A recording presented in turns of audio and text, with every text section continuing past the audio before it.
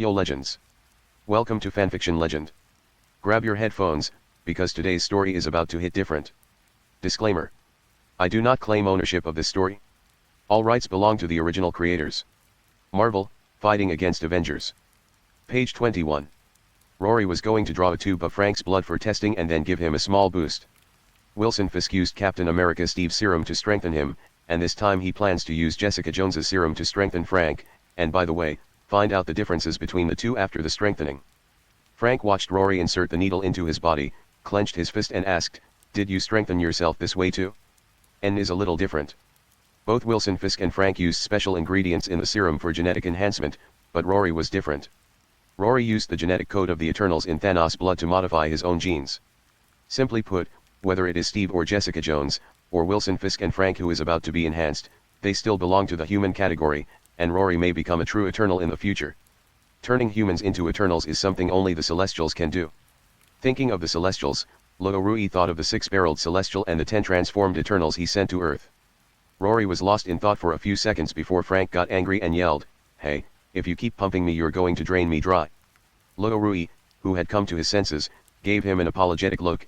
"It's okay to draw more blood. Being fully prepared for the experiment can make you stronger." "Is it really okay? Why do I feel a little dizzy?" Uncle Frank asked with trembling pale lips. Chapter 26. Join the glorious evolution. Rory and his Uncle Frank started a not-so-pleasant cohabitation life. Rory dislikes Frank's body odor, and Frank dislikes his body odor. In the evening, when Frank came back from an activity, Rory was sitting in front of the computer checking data with a bowl of noodles in soybean paste. Frank sniffed, turned, and walked into the kitchen, picked up a bowl of noodles from the pot, and mixed the sauce into the noodles like Rory did. The fragrance makes you dizzy after one bite. He came over to Rory while eating with his bowl and complained, "Honestly, you're more reliable as a chef than a scientist." Rory said without turning his head, "Nothing you do is reliable."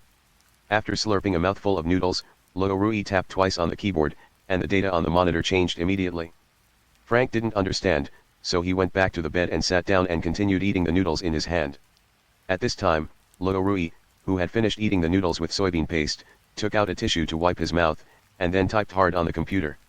A moment later, a machine not far away automatically generated a tube of light blue liquid according to the instructions given by Rory. He walked over and took out the freshly made and warm serum and said to Frank, "Don't run around tomorrow. The serum has been made. Come with me to the suburbs tomorrow." Rory wondered why S.H.I.E.L.D. was able to find him. After thinking about it again and again, he believed that it was very likely that S.H.I.E.L.D. was monitoring New York's power system. So this time he planned to take Frank to the suburbs to conduct enhanced experiments, and at the same time prepare a retreat in advance. Frank responded casually, put down his bowl of noodles, stood up and said, "I have something to take care of tonight. I will come to you on time at 8 o'clock tomorrow morning." Rory knew that he was busy investigating the truth behind the murder of his wife and children, so he let him go. But Frank didn't come back until noon the next day. Rory was numb. 2 days ago, Frank found one of the murderers of his family through clues. He was an agent named Wolf. Frank sneaked into Wolf's house at night, found out the truth and executed Wolf directly. But there is also an NSA analyst named David who knows that Frank is still alive, so he must determine whether this man named David is a friend or an enemy. So last night I sneaked into David's secret base. Everything was going smoothly at first, but because Frank didn't take David, an ordinary person, seriously, he relaxed a little and ended up being drugged by David using anesthetic disguised as a pen. This caused Frank to miss the time he had agreed with Rory. Fortunately, David has no ill will towards Frank, and even wants to form an alliance with Frank to investigate the truth behind it. Frank got more clues from David. The cause turned out to be an operation named Cerberus that took place a few years ago. There was no archival record of this operation within the department, and it was not approved by Congress. Only then did Frank realize that he had been used as a knife by some high-ranking government officials. Now all clues point to Agent Orange, the issuer of the Operation Cerberus mission. If we want revenge, we first need more weapons. David offered his opinion. Frank checked the time and said calmly, "I know where it is." Frank hadn't forgotten that he had a date with Rory, and although he was late, he wasn't sorry at all. Back in Hell's Kitchen, as soon as I entered the basement, I saw Rory with a sour face. Frank waved his hand, "Hey man, whatever you want to do better hurry up, there are still many things waiting for me to deal with." Rory complained, "You are the most unreliable friend I have ever met." Frank shrugged. "Maybe." The two left the basement and drove to the abandoned factory in the suburbs that had been arranged in advance. An assembled bioelectricity conversion cabin is displayed in the factory. After turning on the power, Rory gestured to Frank to take off all his clothes and go into the cabin. Frank had no hesitation and would do anything to avenge his wife and children. Rory walked to the power conversion cabin and placed the serum in place, mockingly saying, "This might hurt a lot later. I hope you won't scream too loudly." "Oh, no matter how painful it is, it won't be more painful than what I've experienced. I hope you're not being stubborn." Rory chuckled and pressed the switch. After the hatch closed, 6 needles were inserted into various parts of Frank's body. Frank is indeed a man. He didn't even make a sound when 6 needles were inserted into his body. Buzz buzz. As Rory pushed the switch, the voltage gradually increased and a blue light immediately lit up in the power conversion cabin. Rory has done this kind of experiment many times and has considerable experience. The slap in the face came very quickly. In less than 20 seconds, Frank's initial groaning turned into a heart-wrenching scream. It really makes people sad and cry when they hear it. Rory took out a bag of beef strips and leaned against the counter, eating while listening to Frank's screams. The power switch will not be turned off until the energy in the power conversion cabin reaches its peak. With a hiss, the hatch opened and a puff of white smoke came out. Frank inside stumbled forward, took a step, and fell face first onto the ground, sending up a cloud of dust around his body. Rory picked up a blanket and walked over to cover Frank's naked butt, then took out a needle and drew a full tube of blood. Frank reluctantly turned his head and looked at Rory and said, "I thought you wanted to kill me." Rory smiled and said, "I thought you were a real man, but I didn't expect you to scream even more happily than a woman." Frank's mouth twitched twice, but he finally gave up the idea of arguing with Rory. Frank, lying on the ground unable to move, asked softly, "Did it work?" "How should I know? Let's go back first." Rory was worried that S.H.I.E.L.D. would come, so he collected a blood sample and pulled Frank up from the ground. After he put on his clothes, the two of them immediately left the factory and walked away. Rory's worries were not unfounded. 10 minutes later, several cars really drove towards the factory. Several cars were parked steadily at the factory gate. Captain America Steve Rogers, Black Widow Natasha Romanoff, and Hawkeye Clinton Patton followed Peggy Carter into the factory. Seeing the machine still warm in the factory, Peggy Carter sighed and said, "Rory is making more super soldiers. We must catch him as soon as possible." Hawkeye Barton crouched on the ground observing the footprints. Captain America came outside the door and looked around, hoping to find Rory's shadow. Peggy Carter was about to arrange for someone to take the equipment here back when Black Widow Natasha came over. "Chief Carter, since that man named Rory is so hard to find, why don't we monitor this place? Maybe he will appear here next time." Peggy Carter thought about it and felt that it made sense, so she agreed to the plan. Install secret surveillance and alarm systems, and arrange for personnel to guard the main roads out of the city. Notify the New York Police Department and issue a citywide wanted warrant for Rory. Including this time, Rory has conducted 3 enhanced tests, which has put a lot of pressure on Peggy Carter. Chapter 27 What does it have to do with me if the things I create are dangerous? Black Widow Natasha stayed in the suburban factory with several agents to install monitoring and automatic alarm devices. Peggy Carter takes Captain America Steve on a helicopter to a secret underground research and development base of S.H.I.E.L.D. located in the suburbs of New Jersey. There is a guard post every 3 steps and a sentry every 5 steps, and the security is quite strict.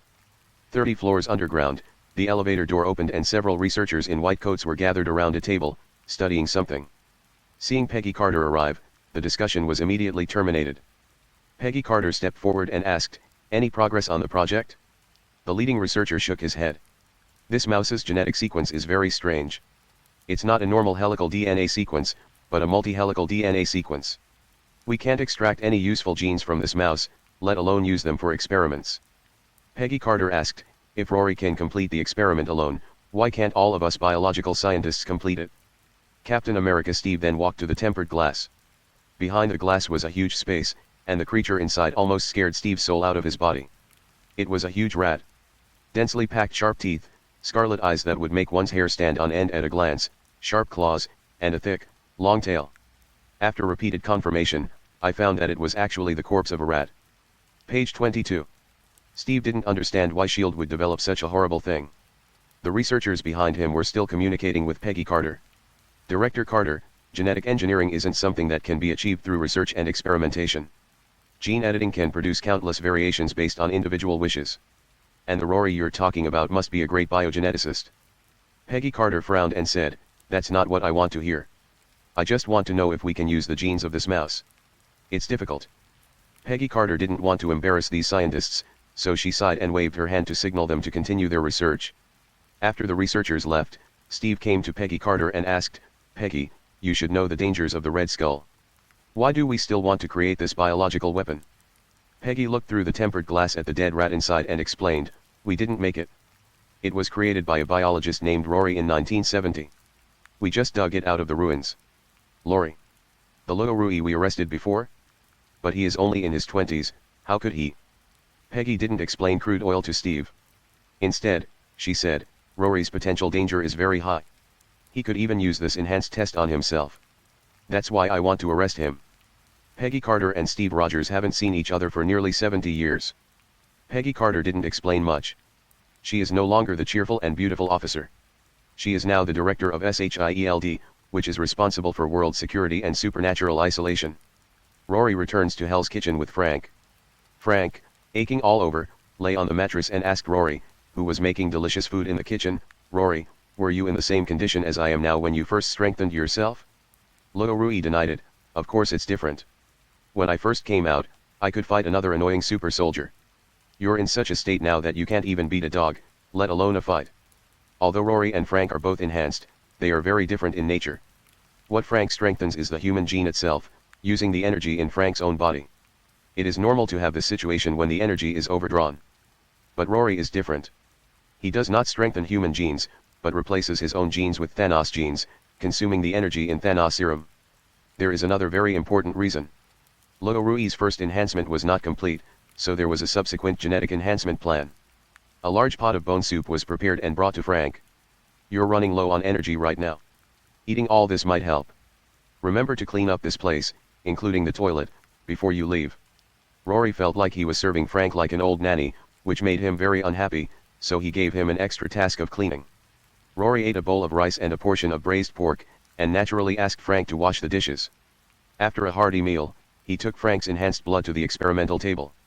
A series of experiments were conducted on the blood samples, and the data was then compared with Wilson Fisk's blood. He nodded with satisfaction, "Frank, your enhancement test was very successful. It will return to normal levels in about 3 days. The gene activity is about 3 times that of human genes. Congratulations." Frank was chewing on a large bone and drinking soup voraciously when he asked, "I don't understand what you are saying. Can you explain it in a simpler way?"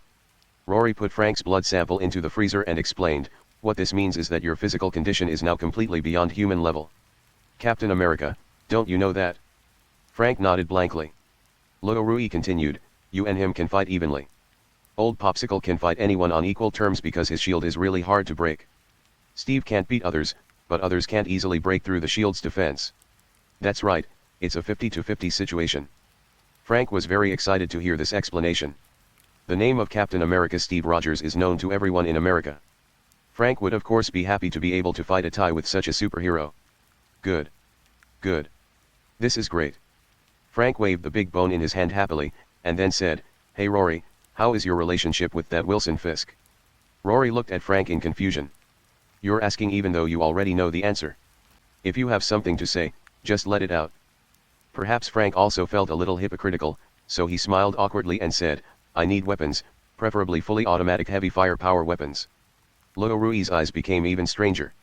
Unable to bear Rory's gaze, Frank said angrily, "Just tell me whether you will help or not. Why are you looking at me like that?" Luo Rui closed the cooler containing blood samples and serum and said, "You're already a superhuman, but you're still fighting like an ordinary person. What's the point of your enhancement?" Frank was stunned for a long time. "Yeah. But I still want some weapons, at least so I don't get my clothes dirty when I kill people. When dealing with ordinary people or agents, hot weapons are of course the most efficient." For the next 3 days, Frank didn't go anywhere and stayed in the basement to recuperate after giving birth. During these 3 days, Frank has told Rory everything that happened to him, including David, the former NSA analyst he just met and who wants to form an alliance with him. Chapter 28, Punisher Troublemaker Frank. Bang bang bang. Boom. Rory and Frank were sparring, fighting each other with punches hitting each other's flesh. Frank, grimacing in pain, clutched his abdomen and said, "You pervert." Rory himself was not feeling well either. He had a black eye and a little blood coming out of the corner of his cut mouth. Frank had punched him in the kidney and he was gritting his teeth in pain. Frank has extensive combat experience, his fighting skills are probably at the quasi-master level, and he has also gained physical enhancements beyond that of ordinary people. Rory is physically stronger than Frank and possesses Thanos' fighting instincts. But instinct is instinct after all, and he couldn't fully utilize his physical strengths, so he and Frank were evenly matched. Frank sat down on the ground, holding onto the wall. He looked at Rory and said, "Your body is very strong, but your fighting skills are too poor. You need to be more familiar with your body to play more advantages. This is easy to understand. For example, when a professional boxer and an ordinary person throw punches, the ordinary person's backswing movement will be very obvious. He can only charge the attack with his arms, and the momentary stagnation is a fatal weakness. When professional boxers attack, not only do they not swing their arms back, but everything from their legs to their waist to their shoulders is involved in the process of accumulating power, which results in greater power and faster speed. Rory has Thanos' fighting instincts, but not his superior fighting skills. According to Frank's observation, Rory was only able to exert about a quarter of his physical limit in combat. But this is the most hurtful part. Rory, who could only exert a quarter of his strength, was able to tie with him. Frank's faith was almost broken. After taking a few breaths, he complained, "Rory, why don't you strengthen me to the same level as you? It's really a waste to give you this body." Rory rested for a while and then came to the table and poured a glass of boiled water. After taking a gulp, he said, "Why would I do that? We are not related at all, and I have always been the one helping you, while you haven't provided me with any help except for buying some daily necessities for me." Frank shook his head and got up from the ground, muttering, "The truth hurts." After taking a shower and resting for a while, Frank picked up his coat and prepared to leave. Rory then shouted, "Frank, if you have a chance, bring David back and introduce him to me." Frank turned and asked, "What do you want to do?" Through the contact over the past few days, Frank discovered that although Rory was a scientist on the surface, he was actually a very black-bellied person in his heart, which could be seen from his attitude towards Wilson Fisk. While using him, he was also on guard. When Wilson Fisk was no longer useful, no one knew what Rory would do with him. Rory said without even turning his head, "Didn't you say David is a computer genius? We're just friends, why are you so nervous?" Frank left without giving Rory any answer. A few days passed in a flash. Rory had been studying Wilson Fisk and Frank's enhanced blood samples these past few days.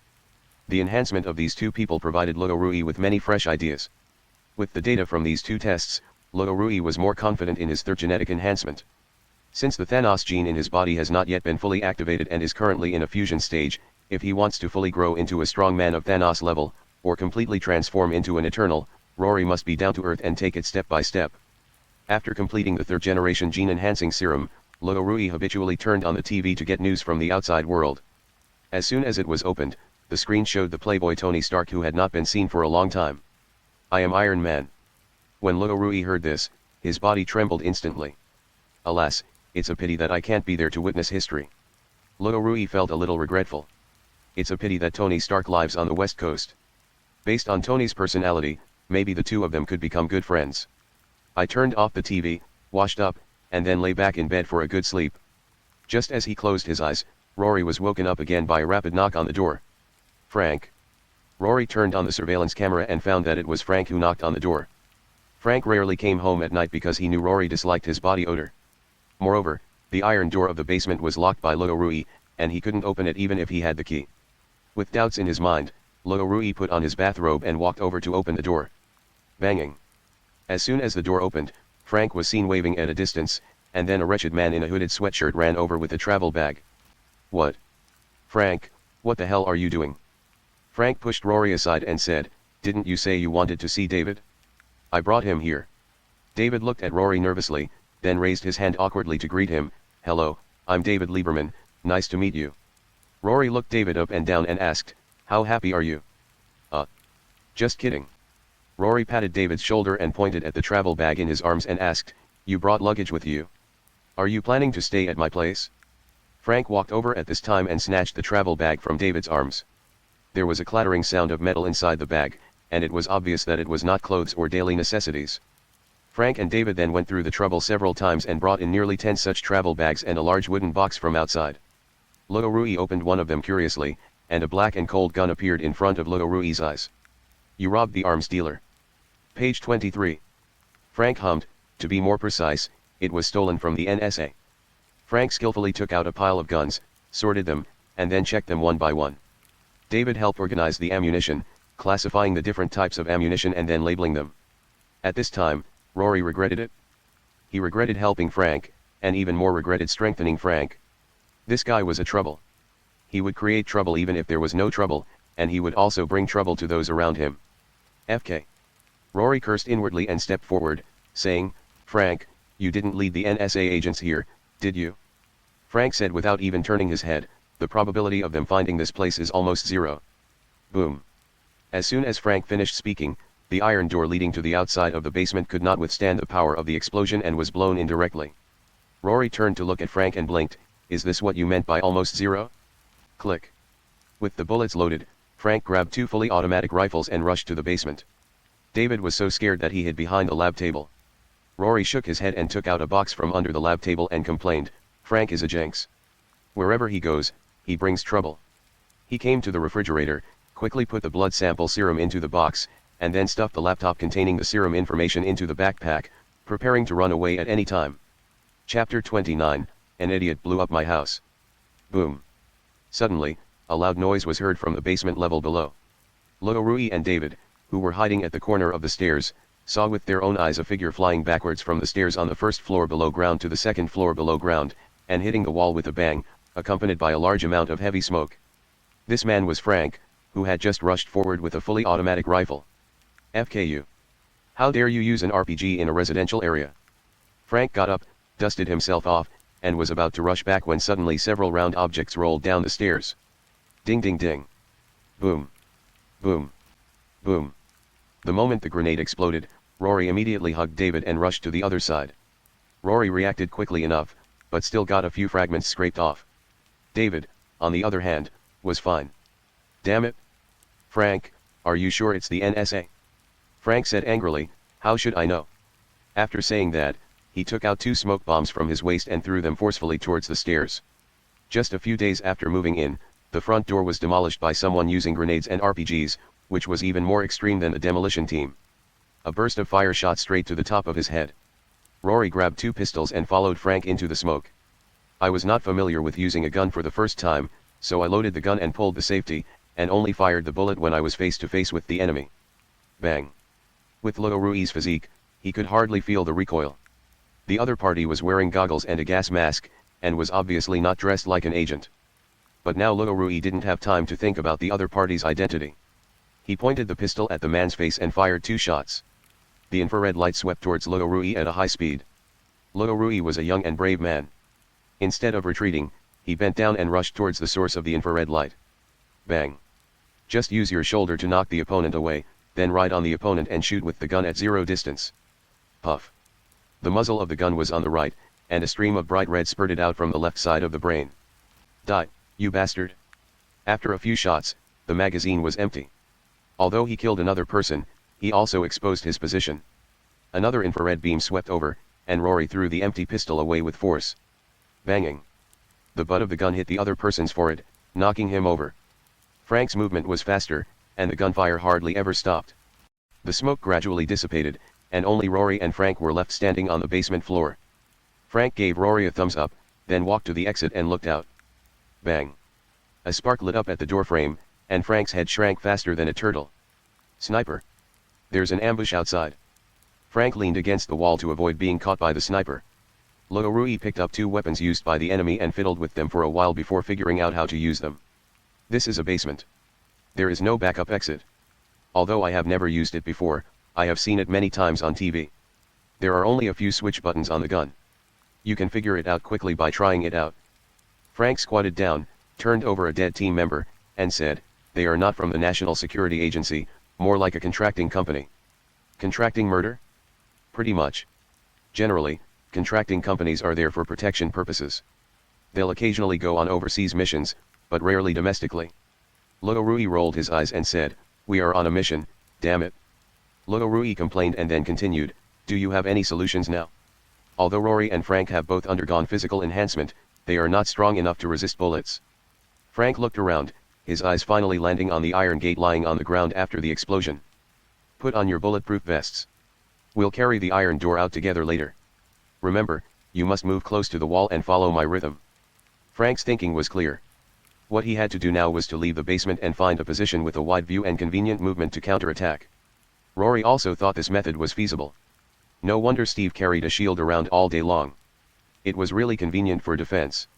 Ding dang ding dang. The iron door was carried horizontally out of the door with a bump, and was immediately shot by a sniper.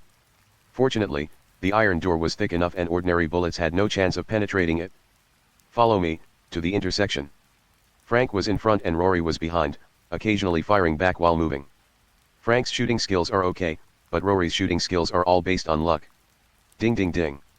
The iron gate was hit so hard that sparks flew and there was a continuous clanging sound. The weak impact force did not cause any burden to the two men.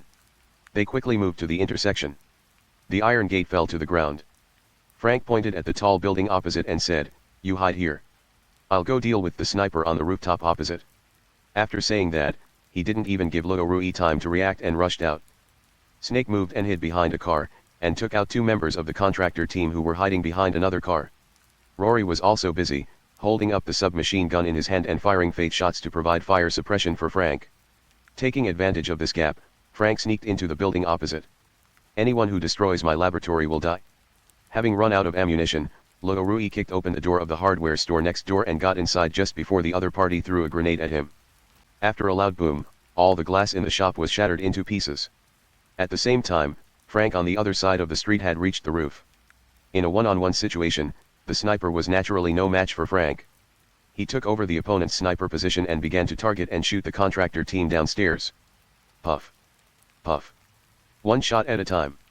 The contractor team reacted quickly and immediately began looking for cover to fight back. He dodged Frank from the front and just showed his back to Rory.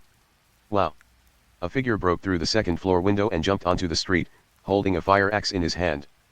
Huashan was split from top to bottom with great force, and a streak of bright red spread into the sky. Rory fixed his eagle-like eyes on the next person. Perhaps the lethality of a fire axe is less than 1/10 of that of a thermal weapon, but the visual impact it brings is 100 times that of a thermal weapon. Anyone can feel the oppression and the fear that comes from within. Roar. Rory jumped 2 meters high and directly jumped over a car. The man hiding behind the car turned around and tried to run, but was directly chopped away by Rory's axe. Rory's sudden appearance disrupted the opponent's formation, giving Frank on the roof the opportunity to continue calling the roll. In less than a minute, there were more than a dozen bodies on the street. Although Rory's anger gradually subsided, he still felt very unhappy. If he hadn't kept a backup of the blood samples and serum he had worked so hard to cultivate, all his hard work would have been in vain. The more I think about it, the angrier I get when I think about not taking the fruits of other people's labor seriously. The gunfire stopped and David carefully came out of the basement holding Rory's box. Page 24. PS1, let me explain the issue of time and space travel here. According to the setting, time travel must first meet 3 conditions. 1 quantum space-time shuttle. 2 PIM particles. 3 time-space shuttle bracelet. The protagonist Rory's several time travels all meet these 3 conditions, and since PIM particles are limited, time travel cannot be carried out at will. Xia Junjun wants to show everyone a different Marvel story. Finally, Xia Junjun would like to thank everyone for their support and love again. Please vote. I want both recommendation votes and monthly votes, likes, warm comments and investments. It would be even better if there are rewards. Chapter 30, Fear of insufficient firepower is not a disease. Rory went back to the basement, dug out his cell phone, wiped the dust off it and called Wilson Fisk. Arrange for someone to come and deal with the body, and by the way, let the police know. As for Hell's Kitchen, there are gunfights almost every day, so there's nothing to be surprised about. The police station has been bribed by Wilson Fisk. Not to mention being late, it would be fine even if they don't come at all. More than 10 minutes later, several vans arrived quickly, the bodies were transported onto the vans, the weapons were confiscated individually, and finally the bloodstains were thoughtfully cleaned up. Hey, get someone to come and lock the door for me. Rory shouted, and Wesley, who followed him, quickly called a maintenance worker to fix the door. It took half an hour after we packed up everything and waited for Wilson Fisk's men to leave. Frank said lightly, "These people came after me. I owe you one." "Fortunately, your labs are fine." Rory said angrily, "It's okay? People are knocking on your door, and you tell me it's okay?" Turning to David, he said, "Find him for me. I'm going to pick the melon off his neck and soak it in formalin as a decoration." Rory gritted his teeth and let go of Frank, then added, "Frank, I'll settle the debt later." Frank should take most of the responsibility for what happened today. If it weren't for him, those people wouldn't have found Rory. David then said, "If I want to find out the origins of these people, I need to go back to the safe house and use the network equipment there. Then come together. I'll go back and clean up first. Rory returned to the basement, collected all the experimental materials and serum, and then drove to David's safe house with Frank. After faking his death, David has been hiding here, secretly monitoring the outside world and his family. Rory put the safe into the only metal cabinet, then asked David for the key and locked it. David, go find someone and find out the location of those people immediately. Although he had little to do with Rory, he had to get back his face after being bullied. This revenge had to be taken. Rory endured humiliation and hardship just to gain powerful strength. After being strengthened and gaining strength, there was naturally no need to endure it any longer. David sat in front of his computer, typing away, and as he did so, he said, "I've been investigating this for a long time. It all started with Frank's operation. Agent Orange was the man behind it, and then we found this guy." Frank's comrade Garner said Bennett is a close confidant of Agent Orange. Bennett must know Agent Orange's location. I just need a little time to inject a tracking signal into his phone. That way, we can locate Agent Orange behind the scenes. Rory raised his chin and said, "No need to go to so much trouble. I don't believe anyone's mouth is harder than bones. No, that's not safe. David prefers to carry out the operation in secret because the risk of exposure is too high and will affect his family." Rory signaled Frank with his eyes, and Frank nodded, immediately writing down the address and making arrangements for the battle plan. Rory picked up the phone David had left on the workbench, pressed a number and dialed it. "Beep beep. Jin Bing, this is Rory. Please send me a batch of arms. The address is..." Rory didn't know the address, so he just put the phone in David's hand. David hesitated but finally told Rory the address under his gaze. "It's not the detailed address of the safe house, but the delivery address 1 kilometer away." After hanging up the phone, Rory pointed at the computer and said, "And the group that attacked today, what kind of contracting company?" David entered the information into the computer and quickly found some relevant information. "It's an overseas arms contracting company. Anyone who can run an overseas arms contracting company either has a military background or has a senior government intelligence official as their backer, but Rory doesn't care." David has determined Bennett's current location, and Frank is formulating a battle plan based on Bennett's residence, and this is when the role of a tactical master is revealed. After the plan was formulated, the three of them went to the delivery location to pick up the arms delivered by Wilson Fisk. American gangs sell Russian goods, and Kim Byung-hun, who defeated the Russian gangs, has a large amount of them in his hands.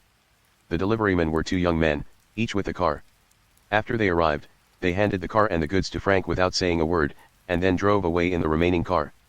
Frank tried the goods and although he didn't like Russian goods, this was the only way he could make do with the existing conditions. "David, drive. Let's go." In the car, Rory put on a bulletproof vest and a tactical vest over it. A rifle, a pistol, a set of communication equipment, 5 spare magazines on the tactical vest, and some grenades, smoke bombs, and flash bombs. It's like a small mobile arsenal. Frank couldn't help but complain, "It's just arresting a person, is it that serious? You do not understand." David drove the car to the outskirts of Bennett's residence, then controlled the drone to fly into the air to observe the enemy's situation. After confirming everything was correct, he said to Rory and Frank in the back row, "There are 2 security guards at each door. The nearest police station is 2.1 kilometers away. Ideally, we can complete the evacuation within 20 minutes. Got it? You wait in the car and wait for my signal at any time." After Rory and Frank got out of the car, Frank pointed to a small forest and said, "I'll go over there. You wait at the corner of the stairs. As soon as the 2 security guards from the back door come over, we'll deal with them immediately." Rory didn't know if what was supposed to happen would change, but he still had to be prepared. The 2 men quietly approached the villa, and Frank quickly took out the 2 security guards at the front door with a sharp move. "As I entered the villa and stepped onto the stairs, I heard strange noises coming from the 2nd floor. This kind of voice usually comes from women, but now it is a man's voice." Rory couldn't help but shudder. Frank gestured, and Rory nodded and hid in the corner of the stairs to the 2nd floor. Banging. Frank breaks in. "He's here. He's here."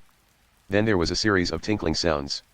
The 2 security guards at the back door rushed in immediately after hearing the noise. Rory seized the opportunity, dodged and fired a burst of shots at the stairs. Thump, thump, thump. The gun barrels kept spitting out flames, the gunshots were accompanied by screams, and the 2 blood cords rolled down the stairs with a thud. Yo-ho. Shooting is fun, especially when you have ammunition flowing freely. Rory changed the magazine and retreated to his previous position. Frank pushed Bennett, whose hands and feet were tied, out of the house and into the corridor. Bennett was still holding a small orange ball in his mouth. It was really like a toad looking for a frog, and the ugly one was playing with the flower. Frank, 4 armed enemies are approaching you very quickly. They are expected to arrive in 30 seconds. After a while, there were frequent footsteps coming from downstairs. Frank glanced at the timer on his wrist. There are still 13 minutes until evacuation. Let's make this quick. Chapter 31, the puzzle is gone, Frank is depressed, and Rory is comfortable. Frank picked up Bennett and threw him to the corner, then jumped out of the second-floor window of the villa, ready to attack him from both sides with Rory. Ding. Rory pulled the fuse of the grenade, and when he heard footsteps approaching, he threw it down the stairs without hesitation. The 4 people who came in had already discovered the 2 bodies on the stairs, and their actions immediately became cautious. Dong dong dong. The grenade bounced and rolled to the first floor. Grenade. He roared and threw himself on the sofa. There was a loud bang and the room was suddenly in a mess. It was a pity that he didn't kill the man. Bang, bang, bang, bang. Rory pulled the trigger and fired wildly at the stairs below. He suppressed the 4 opponents so much that they couldn't even raise their heads. At the same time, Frank, who jumped out of the window, rushed back from the door and pulled the trigger continuously, killing the 2 men instantly. Rory walked down while firing, and reached the first floor just as he emptied the magazine. When one of them saw that Rory had no ammunition, he immediately wanted to stand up and fight back, but he didn't expect that Rory had no intention of changing bullets at all. He turned the gun around and jumped over directly. Bang. The wooden butt of the gun shattered instantly. The 4 men took care of 3 of them, and the last one left was obviously frightened by Rory. In that moment of distraction, it was too late to raise his gun and shoot. Rory kicked the sofa, and under the huge force, the man was knocked into the air and landed right at Frank's feet. Hello. Bang, headshot. The one who died last had disbelief in his eyes. When Frank saw it, he suddenly felt that this look seemed familiar. He reached out and lifted the mask, and Frank was so scared that he took several steps back. Page 25. Billy. Oh my God. Don't thank me, just go. Rory came over and pushed Frank. Frank came to his senses and immediately went upstairs to carry Bennett to the first floor. Then he went straight to David, who was waiting on the roadside. Back in the car, Frank still looked distracted.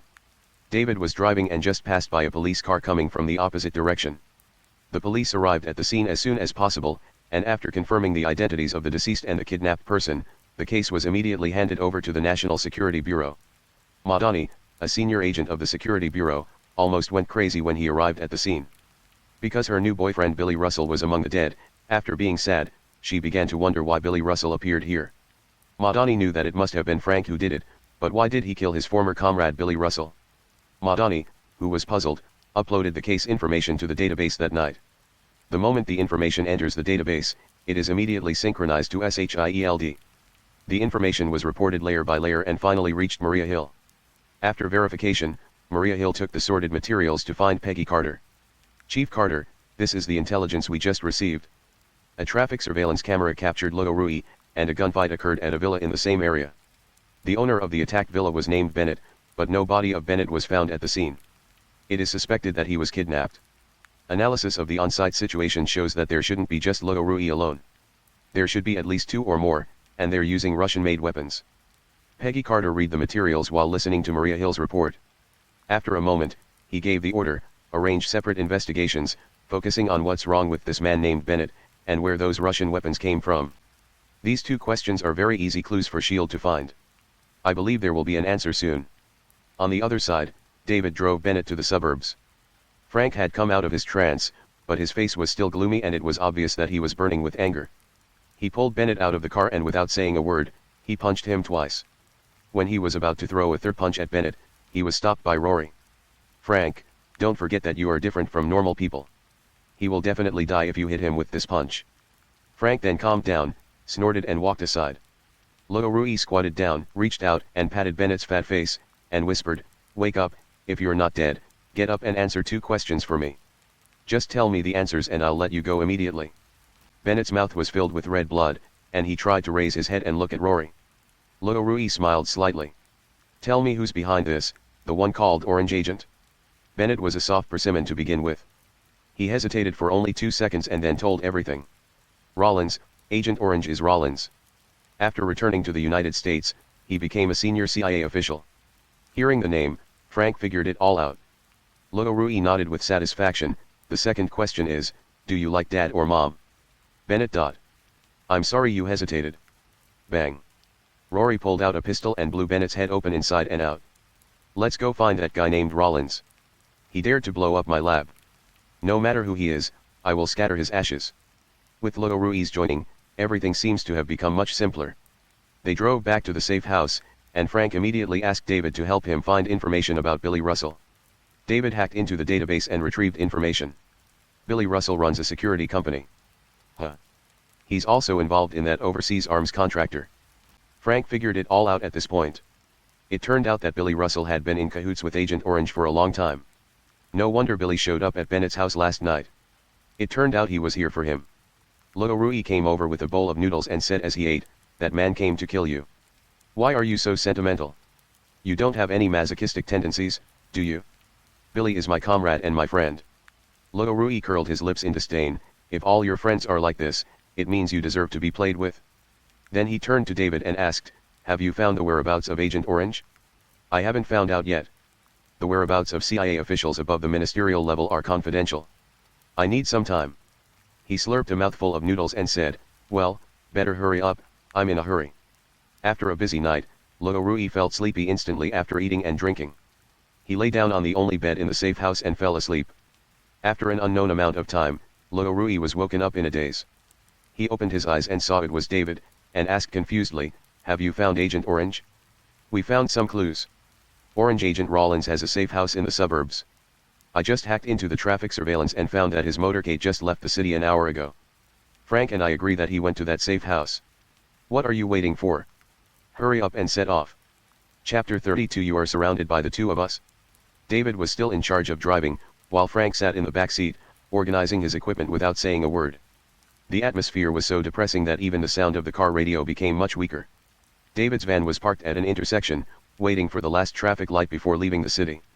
Luo Rui suddenly asked, "David, have you ever thought about what to do after returning to normal life?" David, who held the steering wheel with both hands, was visibly stunned for a moment and shook his head. "I just want to be reunited with my family as soon as possible." David observes the lives of his wife and children through surveillance every day, which reminds him every moment, which is actually a torture for him. But if David doesn't miss his family, he will only become more decadent. This is his motivation to live. The same is true for Frank. Revenge is his biggest source of motivation at the moment. Luo Rui's motivation comes from his obsession with biological experiments and becoming stronger. David, all your efforts are for a better life in the future. Your current efforts are to return to your family. Haven't you ever thought about your life after returning? For example, what kind of job to find, what kind of gifts to buy for your family? David shook his head blankly, because he really hadn't thought about it. All he fantasized about was how to live happily with his family after returning home, and he never considered more realistic issues. In America, it's not easy to be a good husband. Luo Rui glanced at Frank through the rearview mirror and said, "Actually, you could learn from Frank and live like a zombie. No one cares about you, and no one will care about others. Even if you die, no one will remember you. Isn't that good?" David smiled awkwardly and didn't respond. Frank looked up at Rory and snorted, "Just take care of yourself. Don't worry about my affairs." Frank is always like this. He never accepts other people's kindness, but accepts all other people's malice, and then uses a gun to shoot the other person into a sieve. Luo Rui shook his head slightly and said, "I really should have improved your IQ. Forget it, as long as you are happy, it's fine. After all, it's not easy to pay too much IQ tax." It took Frank a moment to realize that Rory was trying to say that he had no brains. Frank's gun skills were 10,000 times better than his mouth. After holding it in for a long time, he just said, "Rory, you're such a bastard. Thank you. At least what's hanging around my neck isn't just for show, and I won't be sad for someone who wants to kill me." David's van was parked 2 kilometers away from Rawlings' safe house. It can be clearly seen from the drone footage that the manor is surrounded by guards and patrols with large wolfhounds. The three people in the van gathered their heads together, staring at the small screen. "Frank, what do you think should be done?" Frank pinched his chin and thought for a moment before saying, "The best way is for one person to draw fire from the front while the other sneaks in from another direction. This is the most common infiltration operation, but who will carry it out is a problem. Frank is a tactical expert and he can be responsible for attracting fire, but he wants to kill Rollins himself to avenge his family. Rory's chances of attracting firepower are slim, at most he can create an opportunity for Frank to sneak in. Once the enemy turns around to support, Frank will inevitably be in a tough fight. David used the computer to zoom in on the satellite image and tapped the keyboard a few times. Several red dots immediately appeared on the satellite image. The nearest police station is 17 kilometers away, and there's a base 28 kilometers away. If we need police support, it would take at least 30 to 40 minutes from the time we receive the call to the time we dispatch the police. If we send a helicopter, it would arrive here in less than 5 minutes. It's hard to do. Orange Agent is a high-ranking CIA minister. Once in danger, the military will never sit idly by. It's still too weak. If Rory had Hulk's ability, there would be no need for any plan, he could just push forward. Rory turned to look at David. David, how about you draw the fire? David shook his head repeatedly as if he had seen a ghost. You must be joking. I'm an intelligence analyst. I'm a civilian. I don't want to die yet. Frank sighed and said, let me do it. I'll try to hold off as many people as possible. You take the explosives. If Rollins is attacked, these guards must go back to support him immediately, and then use the explosives to send them all to the sky. Frank took out a backpack full of TNT explosives from the box in the back of the van.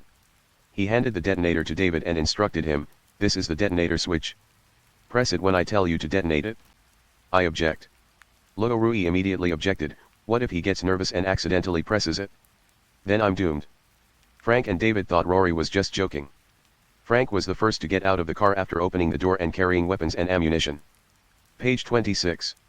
Before getting out of the car, Rory repeatedly warned, I'm warning you, you are not allowed to touch the switch before receiving the detonation order. A few minutes later, Rory quietly lurked in the woods on the side of the manor. Beep. Already in place. Roger that. Frank's reply and the sound of gunfire rang out at the same time, instantly killing a patrolling guard. In an instant, a shrill alarm sounded in the manor, and all the guards were divided into two teams, one team returned to the villa, and the other team counterattacked in the direction of Frank. According to Frank, these people should have chased out, but they stayed in the manor and did not come out. Change of plan, Rory, you support me from the flank and take out the outer guards first. Receive. Rory raised his rifle and moved forward. At this distance, casual shooting would have almost no effect, so he had to get closer. The gunfire from Frank's side continued. Rory, who had moved near the villa, picked up his rifle and started firing. Bang bang bang. There were about a dozen guards left outside. Rory emptied his magazine and only knocked down two of them. The guard would not be stupid enough to stay there and let Rory hit him. When he moved, he created an opportunity for Frank to get closer. Bang bang. Choo-choo-choo. Rory, who was hiding on the other side of the villa wall, pulled out the grenade fuse and threw it hard. Boom. Frank rushed over and attacked from both sides, quickly wiping out the outer guards. Frank walked to the door and kicked it, but it didn't move at all. It's to reinforce the blast door. Give me the TNT. He put the TNT on the door, adjusted the detonation signal, and shouted to David on the other side of the intercom, David, detonate. Rumble. Dust was flying and the ground was shaking. After an explosion, a huge hole was blown out in the gate of the villa. Frank tied the remaining TNT together and threw it into the hole with force. Detonate. Boom, there was another loud noise. Frank rushed directly into the smoke in the villa, followed closely by Rory. The fight ended in 3 minutes. There are only 3 people left alive in the villa. Apart from Rory and Frank, the only one left in the house is Rollins, the director of the CIA Secret Operations Department. Chapter 33, Hawkeye Barton, who followed the scent, encountered Daredevil. Frank, I should have killed you too. Frank walked in with a gloomy face and asked, why are you killing my family? Rollins shrugged, spread his hands, and said, it's just a business. Blame it on bad luck. There wasn't much time left, and Frank was still talking nonsense to him. Rory walked up to Rollins. Rollins didn't recognize Rory and asked in confusion, who are you? Bang. Rollins' brain nerves didn't even have time to react. He flew into the air and slammed into the wall behind him in the blink of an eye. Puff, a mouthful of old blood came out of his mouth and dripped down his chin onto his expensive shirt and suit. Rory put down his kicked foot and walked over slowly. Blow up my door, huh? Bang. Arranging a contractor to kill someone, huh? Bang. You're awesome, aren't you? Bang. After being hit several times by the butt of the gun, Rollins instantly lost his human form. His nose was collapsed, the corners of his mouth were cracked, his teeth were broken, his face was blood red, and even his chin was deformed by the beating. I don't know you. I'll let you meet him today. Frank came over and reloaded his gun with Rory, and they pulled the trigger of both fully automatic guns at Rollins.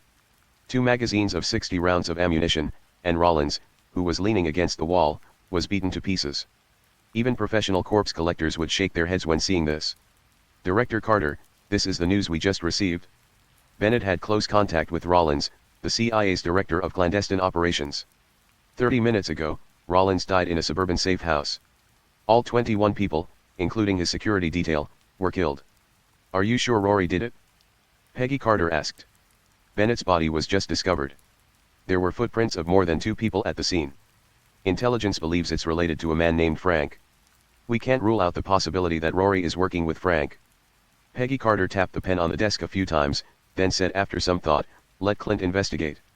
Find out why Rory did this and what his relationship is with that Frank. Okay ma'am. Also, tell Clint that if you find any trace of Rory, don't act on your own and report to me immediately. Clint Barton, codenamed Hawkeye and nicknamed Coy, is a sniper with a bow and arrow. He is proficient in shooting and geometry, and his arrows can almost hit the target every time. Hawkeye Patton took action immediately after receiving the order. First they checked the crime scenes of Bennett and Rollins, and then went to the apartment where Rory first appeared. During the investigation, it was discovered that the apartment was not rented in Luo Rui's name, but by an agency. Behind the agency is another construction company. Coincidentally, the basement where the shootout in Hell's Kitchen took place not long ago also belongs to this company. That night, Patton sneaked into the company, hoping to find more useful clues. Wow!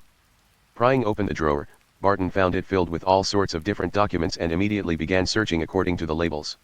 While flipping through the book, Barton suddenly stopped what he was doing. I don't know when a person suddenly appeared not far behind me. Sir, stealing is not a good habit. He was wearing a red tights with double D's engraved on the chest, and a mask on his head so his face couldn't be seen clearly.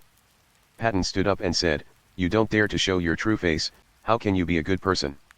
Patton thought he was from this company and planned to take him down first. He casually picked up the pen on the desk and threw it over. Call out. It was very fast, but the opponent dodged it easily and stabbed it steadily into the wall behind him. The man in red tights was no pushover either, and the two of them started fighting in an instant. The company's office was smashed to pieces by the noise of bang bang bang. In the fight of fists and kicks, neither Patton nor the man in red tights got the upper hand. You punch me, I kick you, and our physical strength was depleted very quickly.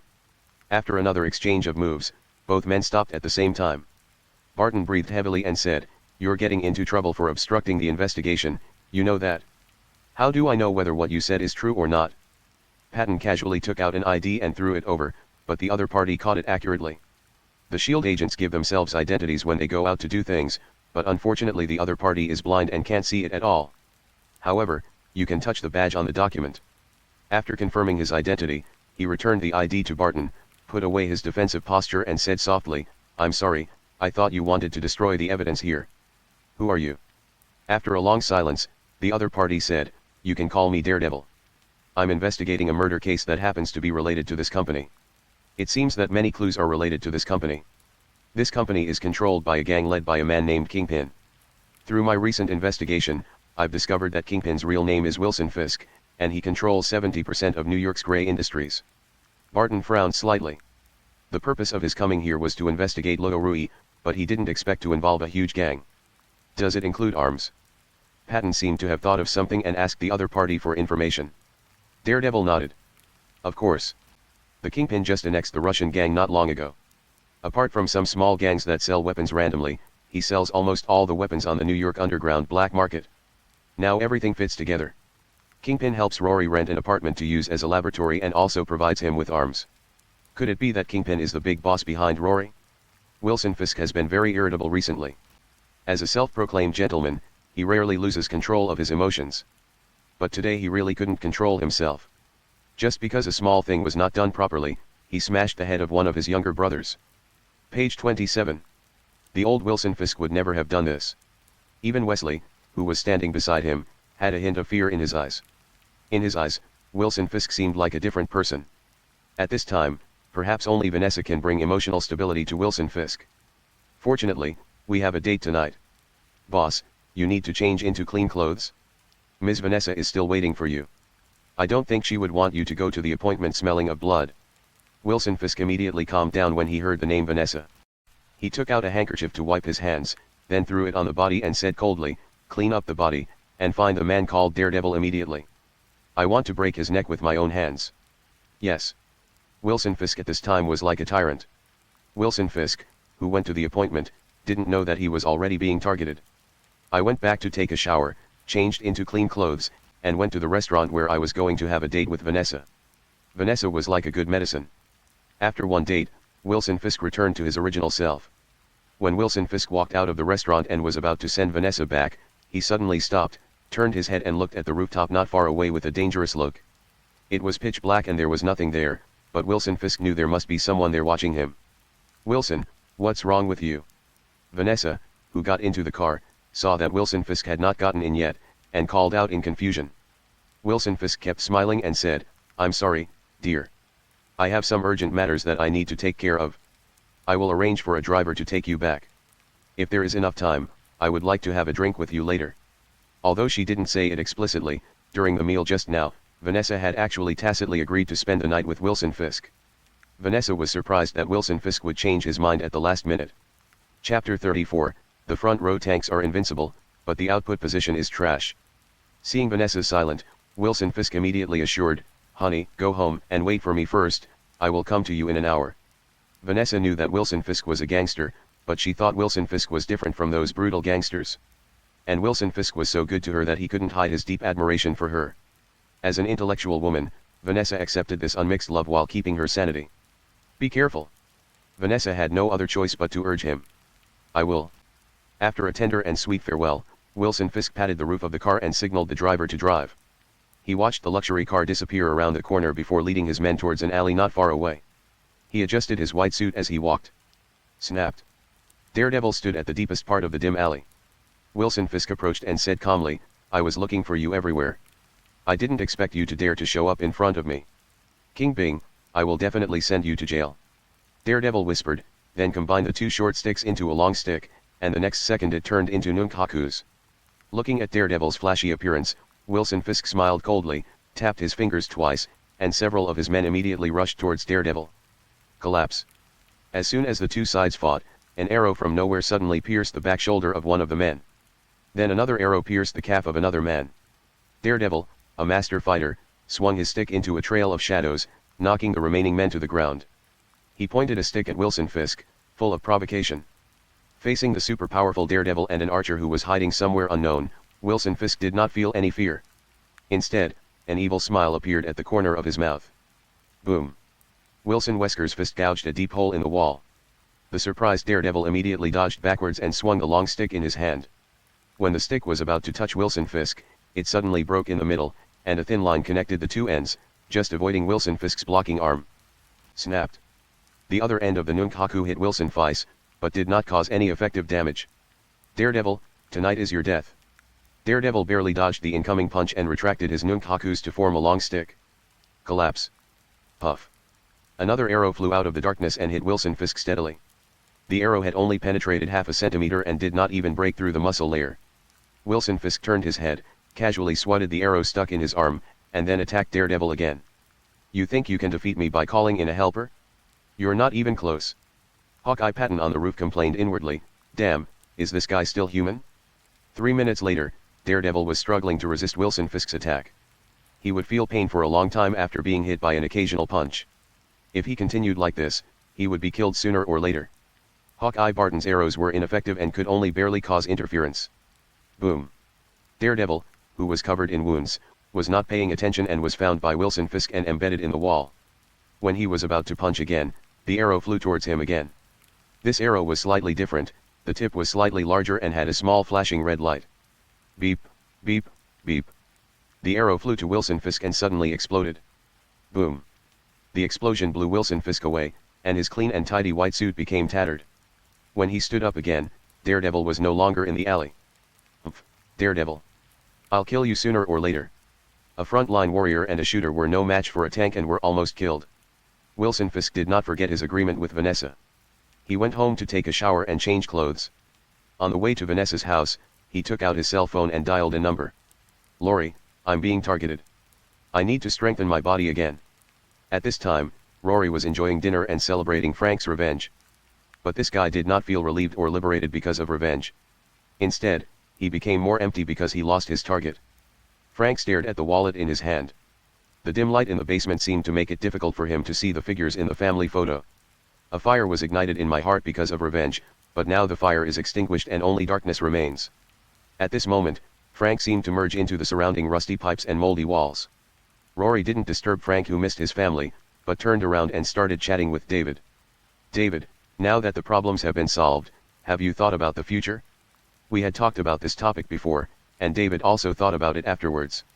It seems that life is full of endless problems, which is really a headache. David took a sip from his glass and shook his head. I now have sufficient evidence, and the culprit has been apprehended.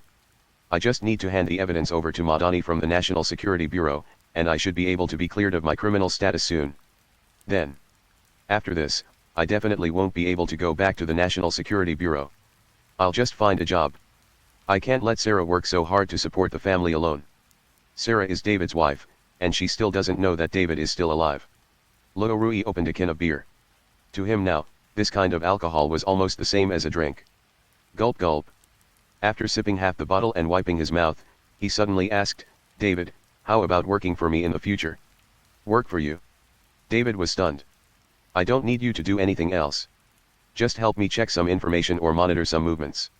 You can stay at home and spend more time with your family while also earning a good income. David said without hesitation, if that's all, of course it's fine. As long as the salary is enough to support my family, I think I can handle this job. The cooperation agreement was reached and Rory and David clinked glasses. Just as he put down the drink in his hand, the phone rang suddenly. Rory took out his phone and saw that it was Wilson Fisk calling.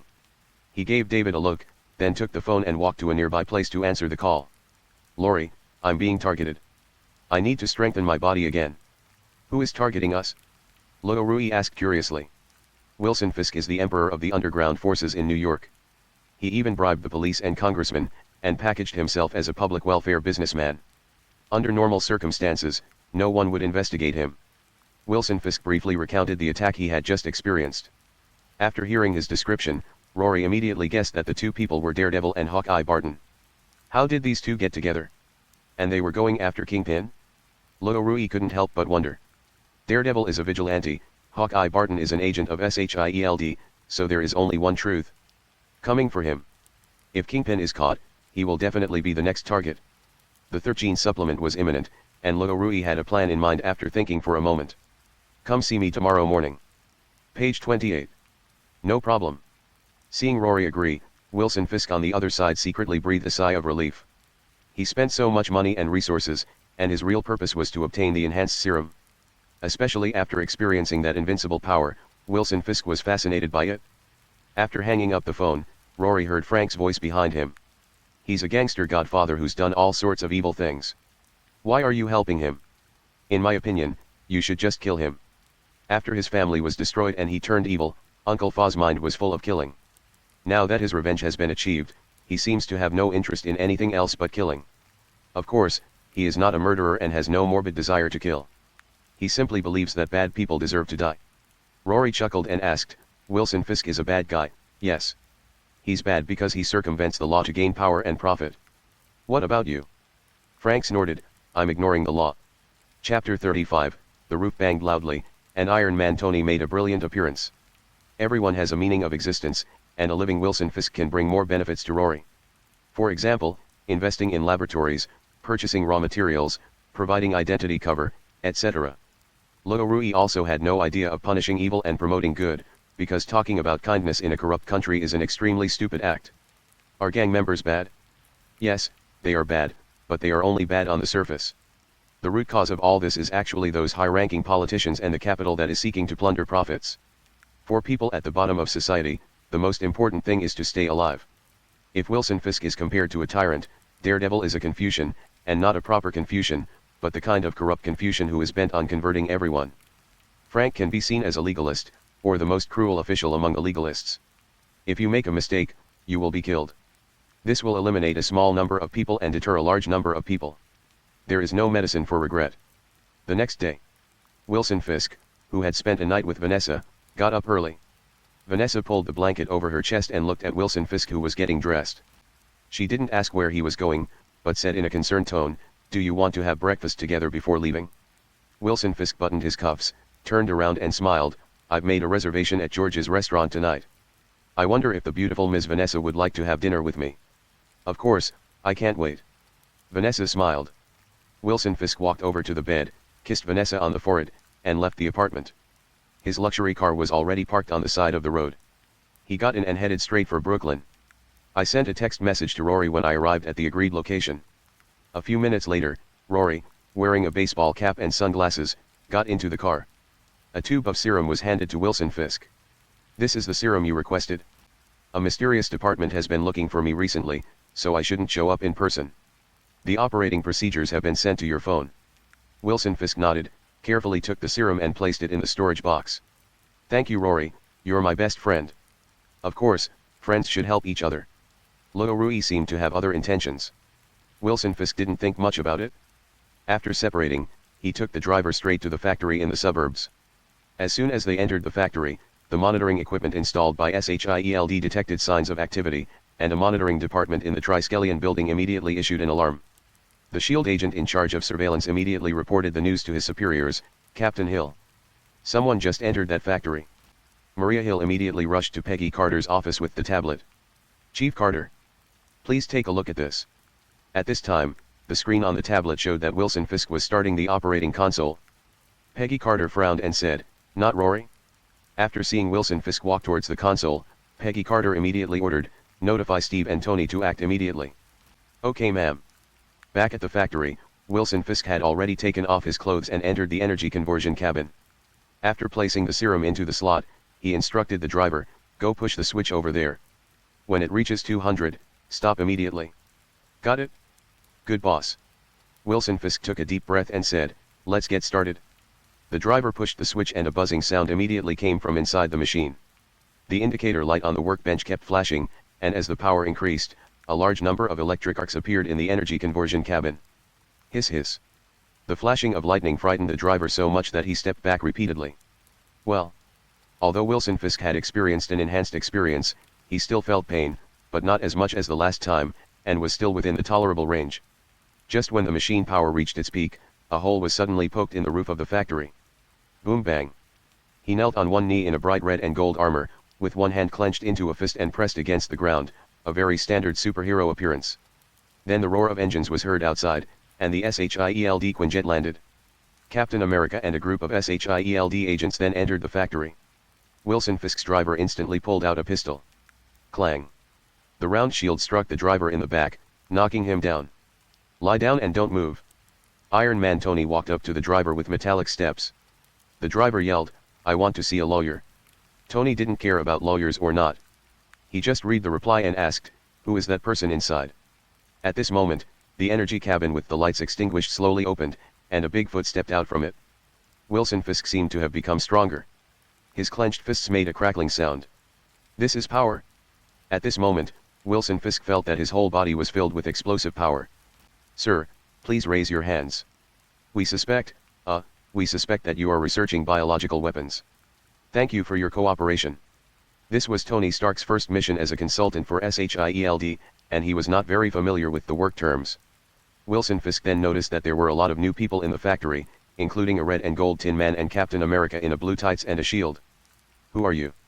Wilson Fisk asked calmly. "The Strategic Homeland Defense Attack and Logistics Agency, SHIELD for short, hopes you can cooperate with the investigation." Wilson Fisk was stunned for a moment, then flew into a rage. "Come to catch me?" His expression instantly became ferocious, and he picked up the energy conversion capsule beside him and threw it at Iron Man Tony Stark. Boom. The energy conversion cabin was very fast, and Tony didn't expect the other party to attack as soon as he said it. By the time he reacted, it was too late. He was directly put into the energy cabin and then embedded in the wall not far away. Bang bang bang. As soon as Wilson Fisk took action, the agent immediately opened fire back. Wilson Fisk instinctively turned around to protect his face. A few seconds later, a pile of bullets fell from Wilson Fisk's body to the ground. The bullet couldn't penetrate Wilson Fisk's body. This is something that even Captain America Steve Rogers can't do. Ha ha ha ha. Seeing that he was not injured, Wilson Fisk laughed wildly and arrogantly. Although the serum used by Wilson Fisk originated from Captain America, the conditions of Steve and Wilson Fisk before they were enhanced with the serum were very different. It's like the foundation of a house. The more solid the foundation, the taller the building will be. Before the enhancement, Steve was a rookie who was so skinny that he couldn't even complete a 2-kilometer long distance running training, while Wilson Fisk was a strong man who was about to reach the limit of the human body. In this regard, Steve lost at the starting line. Secondly, this is Wilson Fisk's second enhancement, and the effect will definitely be better than the first enhancement.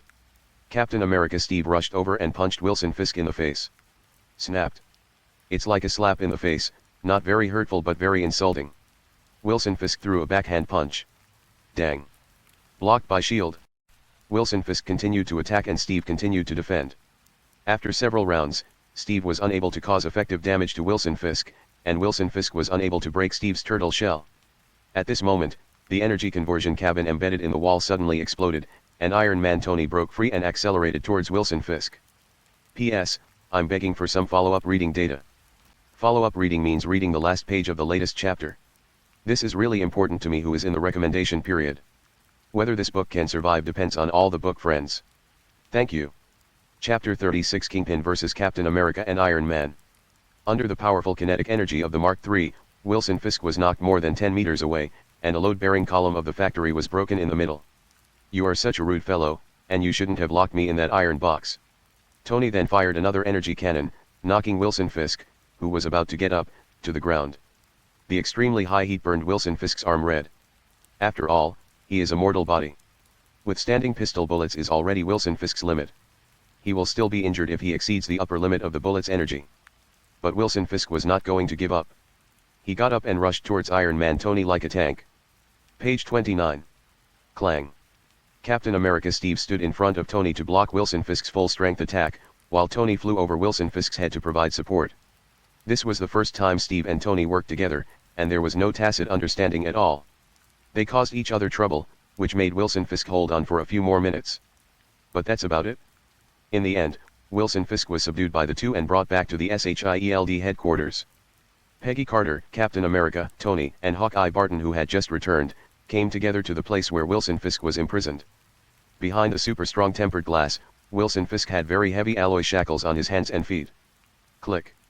After pressing the switch, the electronic door opened and several people walked in one after another. Captain America Steve couldn't wait to ask, "Where's Rory?" Wilson Fisk raised his eyebrows and asked, "Will you let me go if I tell you?" "Of course not. You locked me in the iron box, so I will lock you here too." The petty Tony is quite vindictive. Wilson Fisk sneered, "I have offended Rory and he has not given me any benefits, so why should I say it?" There was nothing wrong with what he said. Wilson Fisk had offended Rory but hadn't gained any benefits. He couldn't think of any reason to betray Rory. Peggy Carter said, "What do you want?" "I want the power of pardon, and I also want you to help me become the mayor of New York. If you agree to these two conditions, I will tell you Rory's location immediately." Wilson Fisk is loyal to no one, and although Rory helps him gain greater power, he is not grateful to Rory. He even thought about turning around and capturing Luo Rui after strengthening him, and then finding a place to lock him up to create more super soldiers specifically for him. Tony complained, "Being a bad guy gives me this privilege. I'm really tempted." Steve glanced at Tony. He had no good impression of this playboy. If it wasn't for Peggy's order, he wouldn't even want to work with such a person. Hawkeye Barton then said, "Ms. Carter, I found out that both of Rory's laboratories were funded by this man. He also provided those Russian-made weapons, and his gang is also involved in violent crimes." "Haha, you think that arresting me will improve the security in New York? That's funny." Steve and Tony didn't understand what Wilson Fisk meant because they couldn't understand the living conditions at the bottom of society. Almost all gangs nowadays operate under the control of Wilson Fisk, which is equivalent to creating another rule outside of the rules. That is the survival rule of Kingpin's underground world. Once Wilson Fisk is gone, these controlled gangs will rush out like wild horses, even more crazy than before. There is a saying that is very true: the best way to control demons is to let stronger demons lead them. Order resists chaos, and order must be found in chaos. Peggy Carter pondered for a long time and then said, "I can grant you a pardon, but I will not help you become mayor of New York. If you really have the ability to run for election yourself, the only thing I can guarantee is that I will not stop you. Make a deal." Wilson Fisk suspected that Rory had sold him out, which was why he agreed so readily. After Peggy Carter got Rory's general location, she immediately organized people and prepared to set off. "Tony, go with everyone else, don't act alone." As soon as he walked out of the place where Wilson Fisk was imprisoned, Maria Hill came over. "Chief Carter, something happened." "What happened?" Maria Hill reported, 10 minutes ago, the power in Midtown Manhattan was nearly paralyzed. According to power monitoring, all power is converging towards the docks in Hell's Kitchen." Peggy Carter suddenly thought of something. "Oh no. We've fallen into a trap. It wasn't just SHIELD that installed surveillance cameras in the suburban factory. Rory also installed one, and he saw the entire battle between Wilson Fisk and the superheroes. Let's go. Peggy Carter had a very bad feeling that the large-scale power outage must be because Rory needed more power support.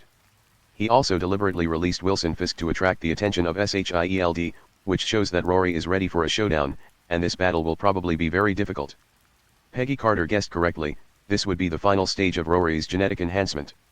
Wilson Fisk was the bait he deliberately released to interfere with SHIELD in order to avoid interference from SHIELD. Time goes back 10 minutes. This time the energy conversion cabin is different from previous ones. It is a device like a hibernation chamber.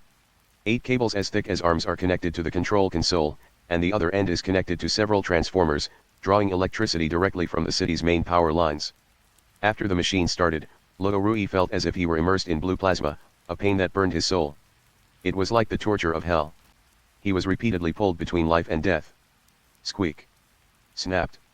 Sparks flew from the arm-thick cables, and the blue plasma in the energy cabin transformed into a blue halo that spread outward until it disappeared.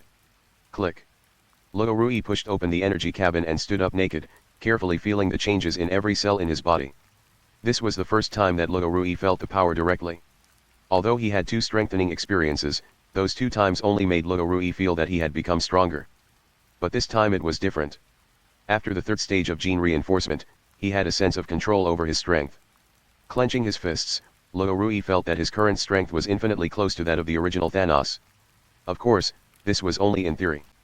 Thanos' strength is not just in his power. He also has almost indestructible skin and various resistances to various energies. Even disease and aging cannot defeat Thanos. Additionally, Thanos possesses unassailable mental strength and knowledge. Rory came out of the energy cabin and put on his clothes. Feeling the power in his body that had nowhere to vent, he smiled faintly, haha, SHIELD. Old popsicle? Come on, it's time to settle old scores. Rory waited at the dock for SHIELD and Steve to arrive.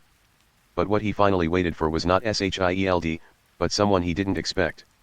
Chapter 37 It is possible to destroy the world, so you have to destroy me first? Tony did not follow Peggy Carter's instructions to follow the main force, but flew to the Hell's Kitchen pier alone wearing the Mark III suit. Swoosh clang. Mark's suit landed safely, but there was no sign of Rory at the scene, only some cold machines. Rory was here a minute ago. At that time, Rory was ready for a big battle with SHIELD, but as he waited, the world in Rory's eyes suddenly changed drastically. The earth was bending and folding, and countless copies of the same building appeared, as if they were copied and pasted. There is no longer blue sky and white clouds above my head, but the reflection of the city. There is no longer the earth under my feet, but a disk floating on the abyss, as blurry as a kaleidoscope. The surrounding buildings were split and reassembled again, completely turning into a world that Rory did not recognize. Mirror space? Rory recognized it as the work of the Supreme Sorcerer at a glance. Rory, who are you? A voice sounded from behind Rory. He turned around and the hood of the yellow wizard robe covered Ancient One's bald head. He stood straight with his hands behind his back not far away, staring at Rory with inquiring eyes. Rory said calmly, "You have already called out my name, why are you still asking who I am? I know your name, but I don't know who you are." Guyi's voice sounded like an ancient whisper. People who heard this voice would feel much calmer in their hearts. Rory was also affected. As the strongest person known on Earth, the holder of the Time Stone and the guardian of the world, with the blessing of the Time Stone and the power of the Dark Dimension, the Ancient One is an invincible existence. It stands to reason that the Sorcerer Supreme, Ancient One, would never get involved in worldly disputes. She would only protect the Earth and prevent other dimensions from invading the world. I didn't expect him to appear here and bring Rory in. Ancient One walked over and circled around Rory twice, then said calmly, "You are not from our world. Where are you from?" Rory's heart skipped a beat, but he remained calm as he said, "I came here from 1970. I first went to 2023 with Steve and Tony, then returned to 1970 a second time and came here again." Ancient One frowned, and after a moment he formed seals with his hands. The eye of Agamotto on his chest slowly opened, emitting a bright green light. Looking at Ancient One with his eyes closed, Rory moved his fingers. He really wanted to snatch the Time Stone, but he didn't have the confidence to defeat the Supreme Sorcerer. It would be terrible if he was trapped in the mirror dimension.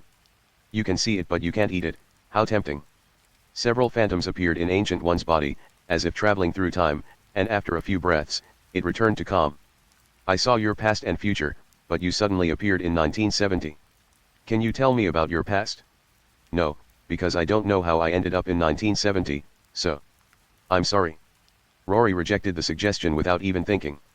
Ancient One smiled slightly. It seems that you are a person with a secret, but it doesn't matter, someone will come to pick you up later. At least you can no longer cause any harm to my world. What do you mean? Luo frowned slightly.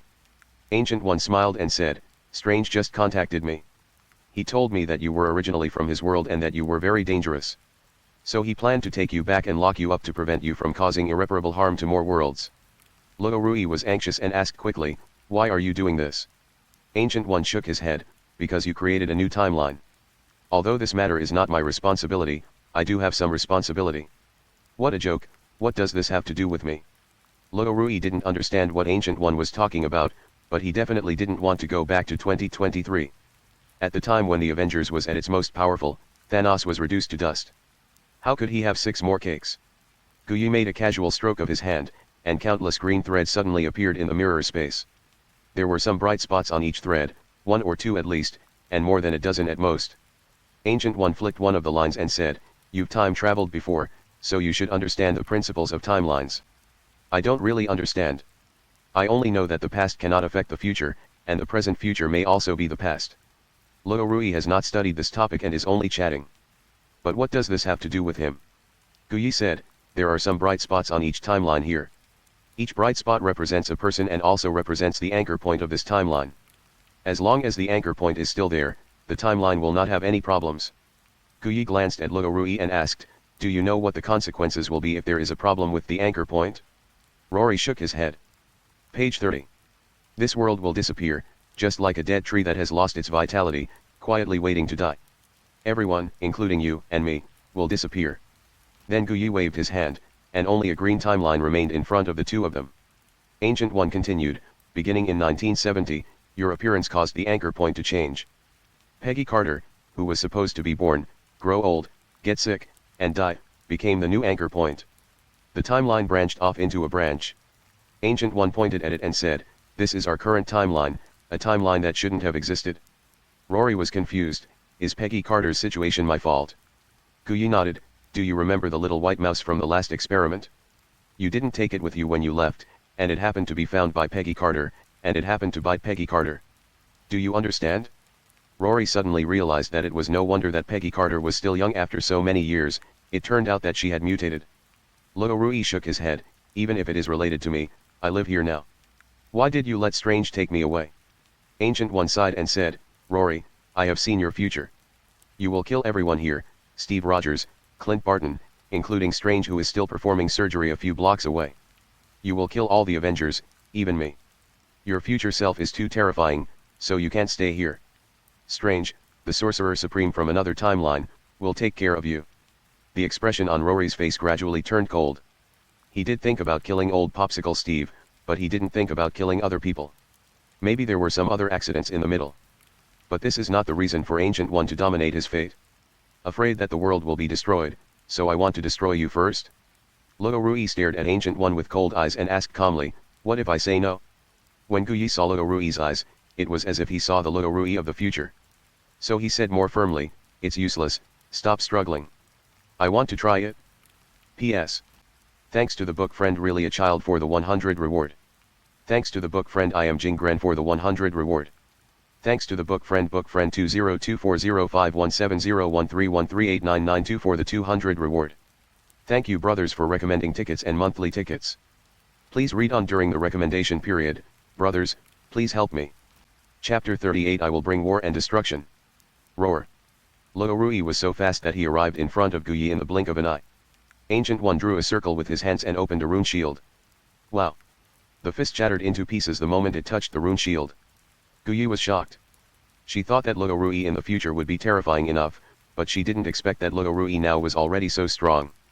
Rory's fist fingers opened, turning into a claw, heading straight for the eye of Agamotto on the Ancient One's chest. Ancient One reacted quickly, an orange rune whip appeared in his right hand, and he lashed at Luo fiercely. Snapped. Luo staggered after being hit, and after standing firm, he attacked Guyi again. But Guyi can fly. Flying backwards towards the roof of a building, there was an abyss of several dozen meters in the middle. Luo Rui was furious. He ran madly to the edge and jumped hard, rushing towards Guyi's position like a cannonball. Ancient One immediately drew a portal and went in. Boom. Luo Rui's impact knocked down the building where Ancient One had just stayed, and then he followed and drilled in at the last second before the portal closed. Don't run. Ancient One's strength is at the level of God, and she also draws dark power from the dark dimension. But Rory is not weak now. On paper, his combat power is at least A level. Although Rory, who inherited Thanos genes, is not completely immune to magic, he is not someone who can be defeated by some small instant spells. In fact, neither Rory nor Ancient One used their full strength. Ancient One could use more powerful spells, but what she wanted was to send Rory away, not kill him, so as not to affect her own timeline. Lowry deliberately hid his abilities to appear weak to the enemy, in order to paralyze the Ancient One and the approaching Strange. Boom. Luo Rui knocked over a building, and the broken wall floated in the air. He kicked the wall and flew straight towards Guyi. Shua. Ancient One split the broken wall in half. Lori, give up. This is fate. Go to hell with your life. I don't recognize you. During the battle with Ancient One, Luo Rui has gradually become familiar with his strengthened body and is fighting with increasing ease. The reason why Luo Rui hides his abilities is because he cannot break the mirror space set up by Ancient One. If he wants to leave here, he must use a different method. So a plan slowly became complete in Luo Rui's mind. He smashed another rune shield, and just as his fist was about to hit Ancient One's face, suddenly a rune whip wrapped around Luo Rui's hand. It wasn't Ancient One. When he turned around, it was Strange wearing a cloak. A purple space-time crack appeared in the sky at some point, and Dr. Strange might have come from here. 2 generations of Supreme Sorcerers appeared in front of Luo Rui at the same time, and Luo Rui had almost no chance of winning. Guyi, I swear, you will regret this. Luo Rui, whose arm was entangled, stared at Guyi. Ancient One didn't say anything. Strange, who floated over, said, Rory, you don't belong here. I'm here to take you back. Looking at Strange who suddenly appeared, Rory's eyes sparkled with a hint of excitement hidden beneath them. This is a branch timeline, which is no longer the future he is familiar with. Luo Rui wants to return to the original sacred timeline. Because predicting the future is Luo Rui's greatest golden finger. Moreover, Rory's original plan was to deal with Shield and Steve first, and then find Hank Pym to get the Pym particles, and use the time-space shuttle bracelet to go back to 2023 to settle old scores with the original Steve. In the past, Rory lacked strength and was worried about being in trouble with the Avengers. Now that 3 gene reinforcements have been completed, Rory's self-confidence has increased unprecedentedly with his increased strength. If he doesn't retaliate, Luo Rui's efforts to increase his strength will become meaningless. Doctor Strange wanted to take him back to the sacred timeline, which was exactly what Rory wanted. Of course, the Sorcerer Supreme is not so easy to fool, and he still has to act as he should. Stop pretending. You Supreme Mages are all controlled by a remote controller. You rely on your own strength to dictate the fate of others. It's a pity that the archway is so high, but the foundation is crooked. It will collapse sooner or later. Strange gestured, and the rune whip tightened around Rory in circles. Don't waste your breath. No more words will change our opinion of you. Strange nodded to Ancient, then pulled up Rory and flew towards the purple space-time rift. Luo Rui turned around and said, Ancient One, give me back my little white mouse. Guyi was silent for 2 seconds, then drew a small portal with his hand. On the other side of the portal was the little white mouse busy eating cookies. Squeak. The little white mouse peeked through the portal and saw Luo Rui, who was tied up like a dumpling. Squeak. Squeak. The 4 little legs kept moving and quickly climbed onto Luo Rui's shoulders. Strange glanced at the little white mouse, then pulled Rory directly into the purple space-time crack. The next second after passing through the space-time rift, Rory and Strange appeared in the basement of the Sanctuary of the Holy of Holies in New York in 2023. With a swish, the portal opened and Strange pulled Rory back to the lobby of the Sanctuary. Thank God, Dr. Strange, you succeeded. Steve stood up from his chair happily, then turned his gaze to Rory and greeted him, Rory, I didn't expect that we would meet again. Haha, of course I've thought about it, but what I meant is that I will definitely give you a big gift next time we meet. Luo Rui's mouth corners rose slightly. There's no point in bickering now, let's talk about how to deal with this person. It was Sam the Falcon who spoke.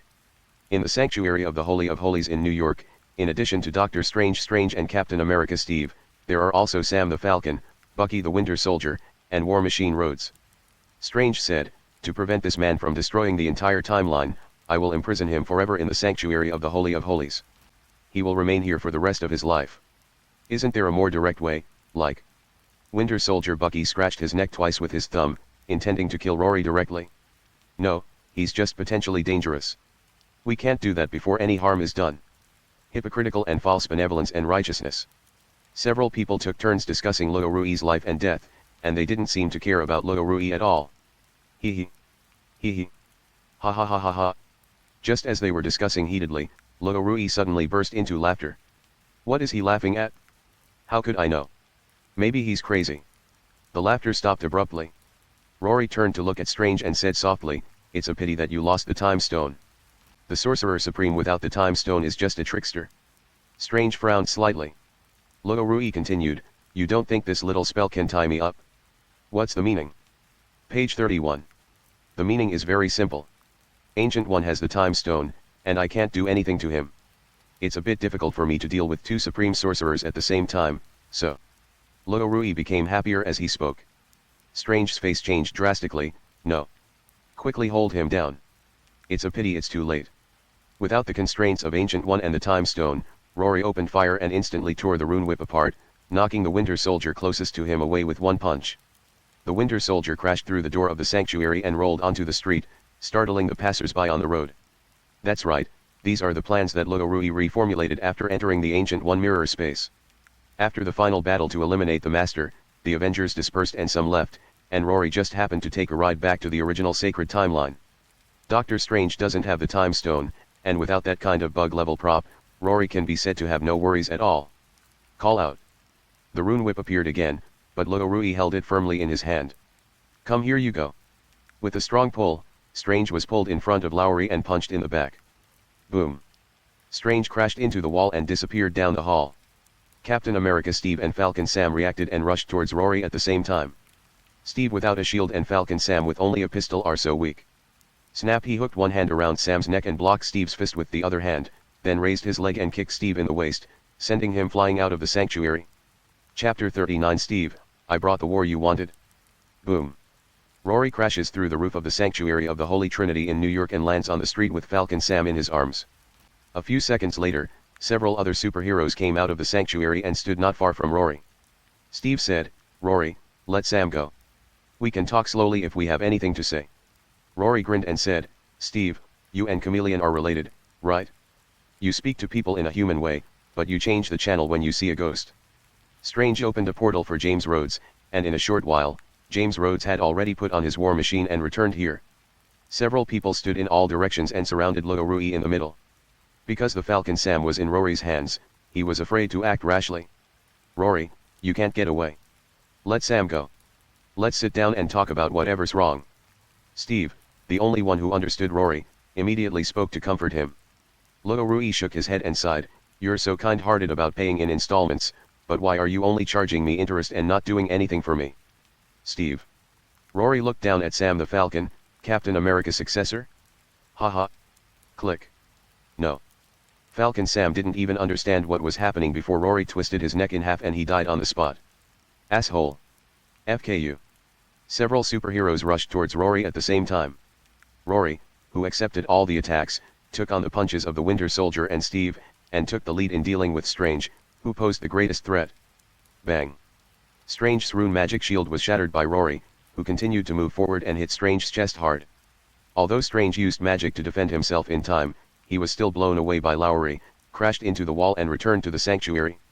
A portal opened, and the wizard named Wang, who had just bought some food, looked at the sanctuary of the Holy of Holies, which was only half left, and his brain suddenly went into a state of shutdown. Wow. Strange threw away the gravel and planks that were weighing him down and shouted to Master Wang, "Stop daydreaming. Call someone." "Who is it?" "Call all the Avengers you can. Quickly." Strange said and flew outside again. At this time, Rory was beating Steve up. Whoosh bang. War Machine was afraid of hurting Steve, so he didn't dare to fire high-powered weapons and could only use the acceleration of his suit to knock Rory away. Rory grabbed War Machine's ankle with his backhand and was carried up into the sky. Ka. The metal armor at his ankle was crushed by Luo Rui, and he lost power instantly. Boom. Boom. Rhodes fired 3 ultra-small missiles in a row but failed to hurt Rory at all. The weapon on his shoulder aimed at Rory and poured ammunition medley, but also did not cause any effective damage. Get down. Luo Rui used his powerful waist strength to exert force in the air, forcibly changing the direction of Rhodes' flight, and crashed through an entire apartment building with a loud bang. It crashed from the 5th floor to the 1st floor, splashing a large cloud of dust and smoke. Rory clasped his hands together and raised them above his head, ready to smash Rod's iron head into pieces. Call out. Suddenly, a white line wrapped around Luo Rui's arm and pulled it backwards with great force. Luo Rui, who was not paying attention, staggered. Hey. Sir, you shouldn't do that. Who are you? Why haven't I seen you before? Oh, I remember. You are the one who escaped. Sir, I advise you to surrender immediately because of the Avengers. Spider, you're too noisy. Rory used the same trick again, trying to pull the silk thread to pull Spider-Man Peter Parker in front of him. The little spider reacted very quickly and immediately cut off the connected spider web launcher. Rory didn't want to waste time with this difficult-to-kill superhero and had no intention of chasing Spider-Man. He turned around and stepped on War Machine Rhodes' chest. Click, click, click, click. Ah. Ah. His chest was squeezed by the collapsed battlesuit, and Rhodes yelled and spat out a mouthful of blood. Rory. Stop right there. Steve pushed Rory away angrily. Turning to look at Rhodes, he found that Rhodes was breathing out more than breathing in, and he had to be sent to emergency immediately. Bucky. Send Rod to the emergency room, leave this here to me. Before Steve could finish his words, he was kicked by Rory and flew into another building across the street. When Rory turned around to deal with Rhodes, the seriously injured War Machine Rhodes was lying on the ground and was pulled far away by Spider-Man Peter Parker with spider silk. Hoo ho ho. Suddenly there was a roar, and the big green guy fell from the sky, and his 34-centimeter fist hit Luo Rui's chest hard. Boom boom. Luo Rui, who was hammered away, crashed through countless walls in succession. Damn, there's trouble again. Falcon Sam and War Machine Rhodes left the stage, and two more difficult ones, the Hulk and Spider-Man, came. Dr. Banner was very angry. He didn't expect that the situation would develop to this point after he had only found some vibranium scraps for Rory to do research. Falcon Sam died, and War Machine Rhodes was seriously injured and could die at any time, which made Dr. Banner extremely angry. With a heavy snort, Dr. Banner rushed towards Rory like a heavy bulldozer, breaking through several walls. Boom. Rory crossed his arms and actually blocked Dr. Banner's fist. The next second, an oversized foot left its mark on Luo Rui's body. Damn, the size advantage is really unreasonable. Rory was sore all over, but not injured. You can knock me down, but you can't defeat me. This is the power of Master Mi's gene. Although Dr. Banner treated Rory like a ball, he couldn't break Rory's defense. Rory could occasionally fight back, but he still couldn't break Dr. Banner's defense. No one else can intervene in the fight between the two of them, only Spider-Man and Doctor Strange can assist from the side. Doctor Strange. You can't keep fighting like this. The whole street is destroyed. If you keep fighting like this, the whole city of New York will be reduced to ruins. Of course Strange knew that it was very dangerous now. Besides, Rory was not a puppet and would not be controlled by him. On the other side, Rory has completely given up on confronting Dr. Banner and instead chases after others. Winter Soldier Bucky escorted War Machine Rhodes to the hospital. Among the remaining people, Steve was the only weakling present. Steve stayed with Strange, and Rory had no chance to deal with Steve, so he set his sights on Spider-Man. Peter Parker was running in front, Rory was chasing behind, and Dr. Banner was following behind them. Wherever the three men passed, everything became ruins. The chase continued all the way from Greenwich in the downtown area to the midtown area, with countless civilians fleeing in all directions.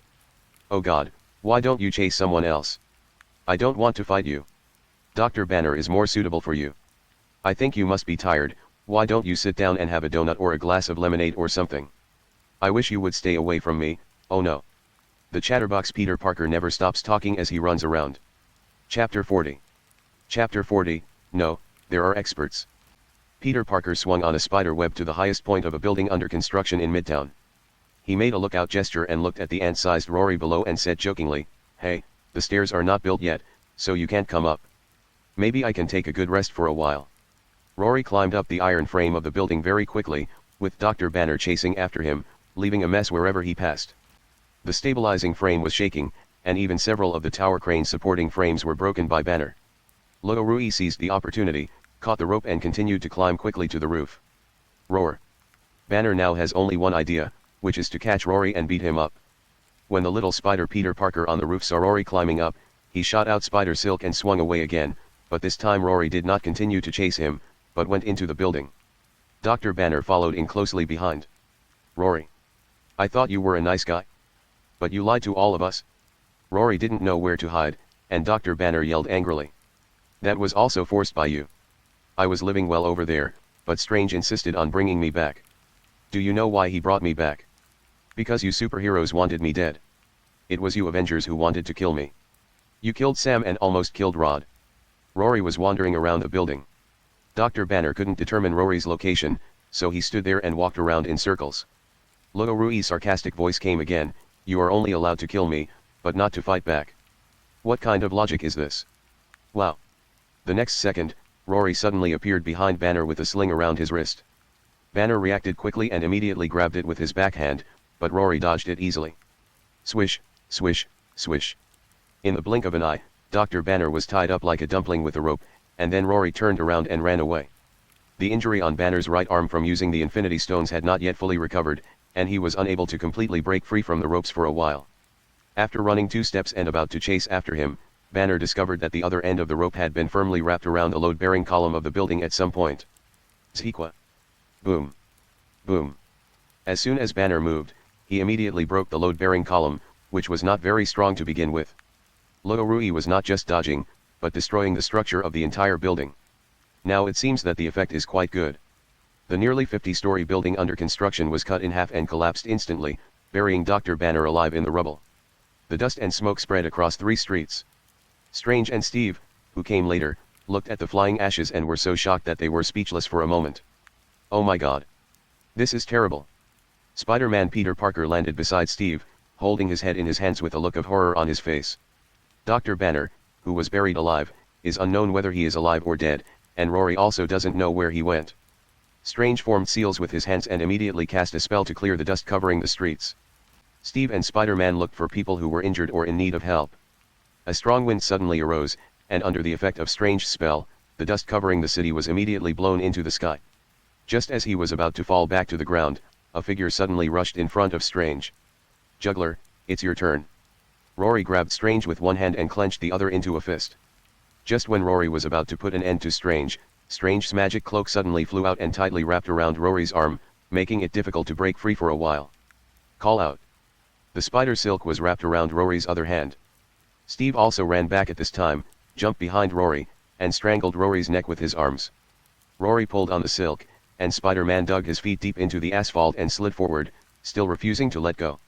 At this time, a small white mouse with a rat-like head came out from Luo Rui's collar, turned its head left and right, and then immediately ran along Luo Rui's arm to the magic cloak, hugged the magic cloak and started to chew it madly. Steve, who was strangling Rory's neck, felt desperate. He didn't expect that Luo Rui is now so powerful. Although he is not as powerful as Master Mi, the despair that can only be experienced in battle is almost exactly the same. Steve, remember what I said before? Rory, it's not too late for you to turn back now. Steve gritted his teeth and still didn't give up. Luo Rui smiled coldly, look back. Haven't you ever thought that Thanos is right? This question made Steve stunned for a moment. Just as Steve was stunned, Rory broke free from his restraints in an instant. The magic cloak may have been hurt by the bite of the little white mouse, so it left Luo Rui's wrist and flew high into the sky, but was still held and chewed by the little white mouse. Rory pulled the spider silk to pull Peter Parker in front of him and knocked him away with a punch, then turned around and pinned Captain America Steve to the ground and beat him up. Steve, you go ahead. I'll send your good brother Bucky to hell to reunite with you later. At this moment, a red light suddenly enveloped Luo Rui. Luo Rui found that his body was out of his control and slowly floated into the air. Turning around, I saw Scarlet Witch in a red windbreaker walking out of the portal, her hands flashing with magical red light. It's broken, but there are still experts. Seeing that Rory was controlled and unable to move, Strange formed a seal and shouted, Wanda. Control him. I'll open the other dimension and send him away. Rory is now too difficult to kill, even Dr. Banner can't kill him with a hammer.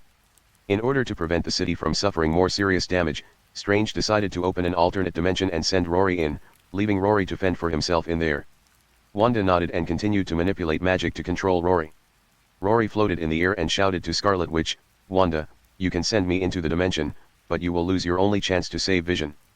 Are you sure you want to do this? Wanda's expression was stunned. Although the magic in her hand did not stop, Rory still clearly captured Wanda's inner thoughts. Wanda, in the future, you and Vision will have 2 children, and your family of 4 will live happily in a small town. Vision loves your pies, and the kids hug you goodbye before going to school. Wanda lost consciousness for a moment, and Strange, who was casting a spell, immediately shouted, "Wanda, wake up, Vision is dead, he lied to you." "Wanda, in my world, Thanos didn't succeed, and Vision really survived. Don't you want to go see him and the child? They are still waiting for you to come home." The red light on Wanda's hand gradually dimmed, and Strange sped up his casting again. Wow! Something seemed to shatter in mid-air, and a dark crack appeared above Manhattan. Strange didn't care about that anymore. He swung countless rune whips at Rory, who was about to escape, and then immediately took Rory to the crack in the air. Just when Strange was about to send Rory into the crack, Strange and Rory were instantly controlled in place. Wanda slowly floated up and whispered, "Strange, let him go." Chapter 41, A new Avengers is being formed right after the old Avengers disbanded. "Wanda! Let me go!" Strange shouted anxiously. Wanda slowly floated from the ground to the opposite side of Strange and said in a stiff tone, "Give him to me." "Wanda, do you know what you are doing? He is the destroyer and he will destroy the world." Strange was so anxious that he was sweating profusely.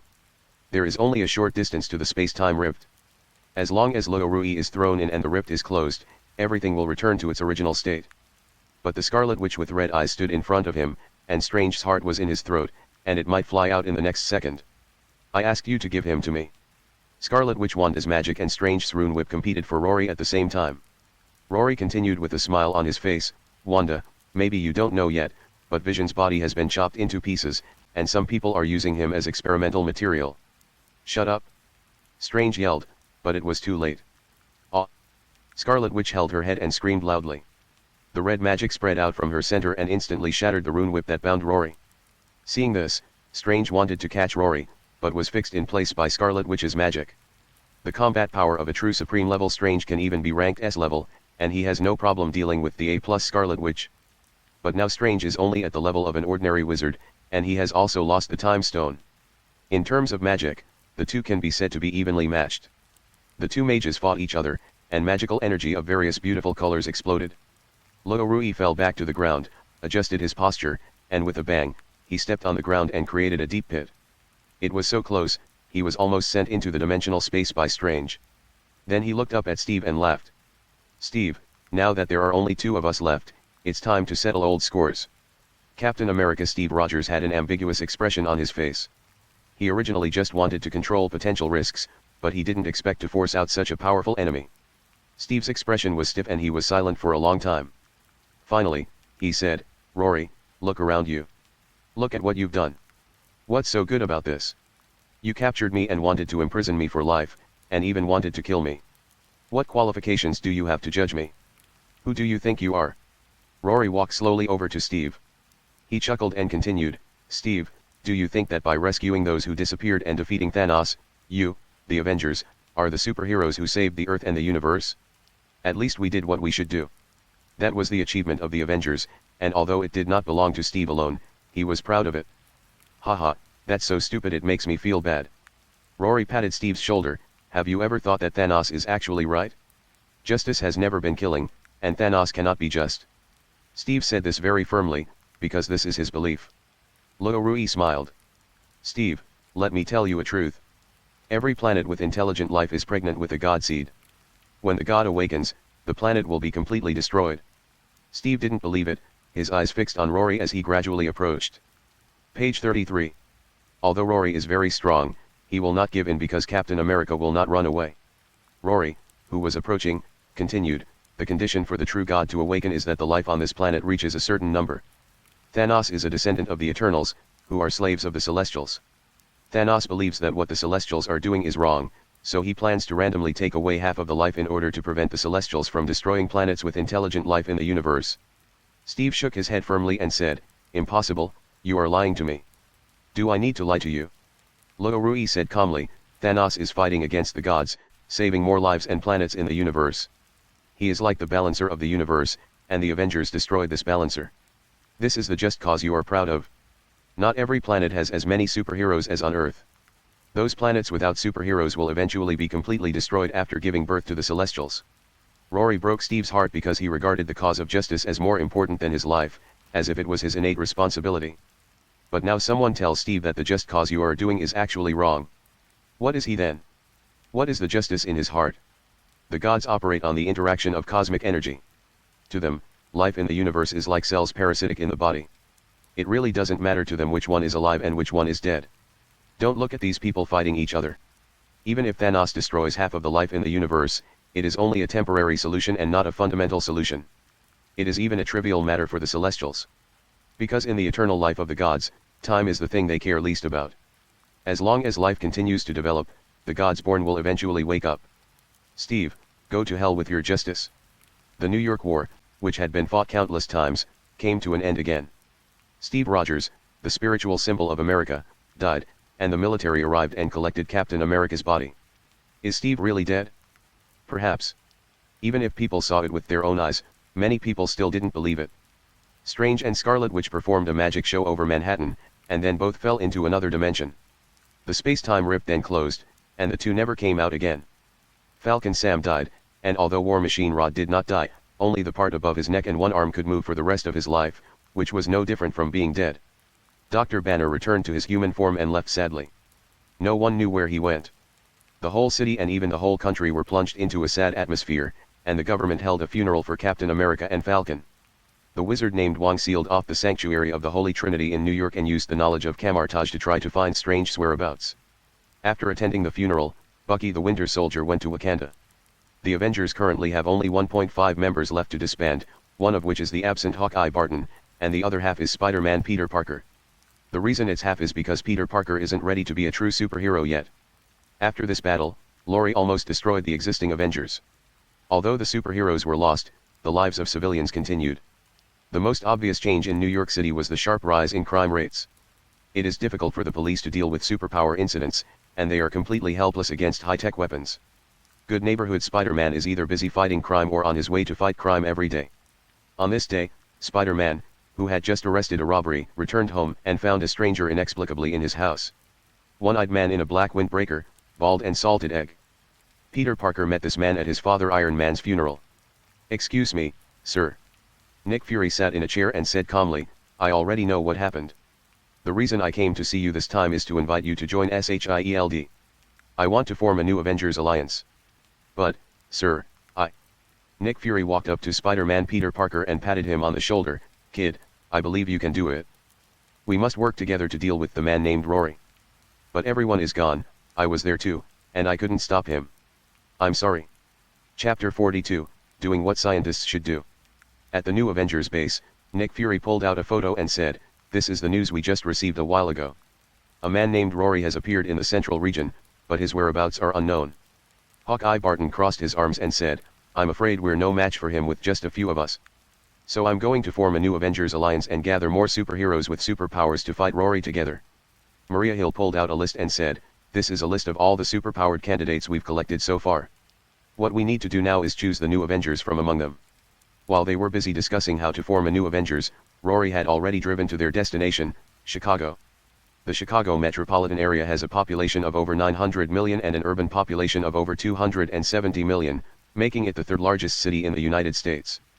After Luo Rui came here, it took him a full week to find the person he was looking for. Strolling along the street while sipping juice. There are houses on both sides of the street, and children playing in the gardens, lawns, and huts. One of the three people in the family caught Luo Rui's attention. All three of them were men. Luo Rui wanted to. But this guy named Fastos was Rory's target, so he could only try his best to endure the physical discomfort. Fastos, one of the 10 Eternals on Earth, masters technology and mechanical manufacturing capabilities. The Eternals once had a civil war that resulted in the two factions falling apart. After being exiled, the losing side encountered various hardships and dangers, and then fled to Titan, where the Titans were born. The two branches of the Eternals developed in different directions, and the victorious side was good at using cosmic energy as its own superpower. The Eternals who fled to Titan focused more on physical strength, transforming energy into themselves to become powerful warriors. Thanos' genes originated from this. The guy named Fastos that Rory found was a member of the Eternal clan who used cosmic energy. Seeing someone on the roadside staring at his home, Fastos walked out with a frown and asked, "Sir, is there anything wrong?" Rory raised an eyebrow and smiled, "No, I'm just curious about your lives." Fastos has been discriminated against a lot, but he just doesn't want that old face that has lived for thousands of years, and no one can do anything to him. He could even say calmly, "We live a happy life, and I hope you can find your own happiness." Luo Rui shook his head, "Your happy life ends here. What? I don't understand you, sir. Rory deliberately lowered his voice when speaking, and Fastos would involuntarily take a few steps closer during the conversation. Now the distance between Rory and Fastos was less than 1 meter. I say, your good days are over. The deviants on Earth had long been wiped out by the Eternals, and Fastos no longer had the same defense and caution as before, and didn't even carry the space technology equipment to defend against the enemy. The fat black man Fastos' eyes went dark and he fainted instantly. When he woke up again, he found himself in an unfamiliar environment. It is fixed on a metal laboratory bench, surrounded by clean and tidy white walls, and various tools are placed beside the bench. There is a large transparent glass, and outside the glass are various experimental equipment. A young man is sitting at a table, studying something under the light. At this time, Fastos recalled the whole process and found that he was knocked unconscious by this young man in front of his house. Although I don't know what this young man's purpose is, it is definitely not a good thing. Fastos struggled for a long time but couldn't get down from the laboratory table. At this time, the young man turned his head and looked into the house through the glass, then stood up and walked in. Don't waste your energy. This is made of carbon alloy. You definitely can't break free with your ability. As Rory introduced the procedure, he put on a brand new surgical gown, rubber gloves, a mask, and goggles. Who are you and why did you tie me here? Fastos asked loudly. Rory came to Fastos with a scalpel made of carbon alloy. I'm a good person. I heard that you're very sad about the atomic bombing of the island nation and you've repented for it, so I plan to help you get rid of it. Who are you? What do you want to do to me? Although the Eternals who use cosmic energy are not as physically strong as Master Me, they cannot be dealt with by ordinary weapons. Rory used scissors to cut open Fastos' clothes, then used a white marker to draw several lines on his body, including X's on several parts of his body. He has dark skin, so he used a white marker. After finishing the drawing and putting down the marker, Rory smiled faintly and said, I'm very curious about the Eternals. Fastos was shocked that Rory could call out the Eternals' names. Rory began to prepare for disinfection. After the disinfection work was completed, Rory turned around and asked, I heard that the Eternals can use cosmic energy. Can you tell me about this energy? Let me go. As long as you let me go, I will definitely tell you. Fastos looked at the scalpel with a cold glow, and felt very panicked. The only time in thousands of years that I have been so close to death. Rory shrugged, no need, I believe what I see more.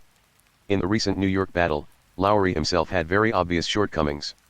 Without effective offensive means or mobility, and only possessing powerful strength, he set his sights on the Eternals. Rory was very envious of the various superpowers of the Eternals, especially the two almost invincible abilities of flying and speed. Rory inherited Thanos genes and can be seen as a branch of the Eternals' bloodline. Theoretically, there is a high probability that cosmic energy can be used. Fastos was the closest to him and the weakest, so it was just right to start the research with him. The Eternals originated from humans and were transformed by the Celestials. They are no different from humans overall, including their skin, organ structure, metabolic methods, etc. The biggest difference is the density. Rory was confused. He thought that the Celestials would install something in the Eternals' bodies to enable them to use cosmic energy.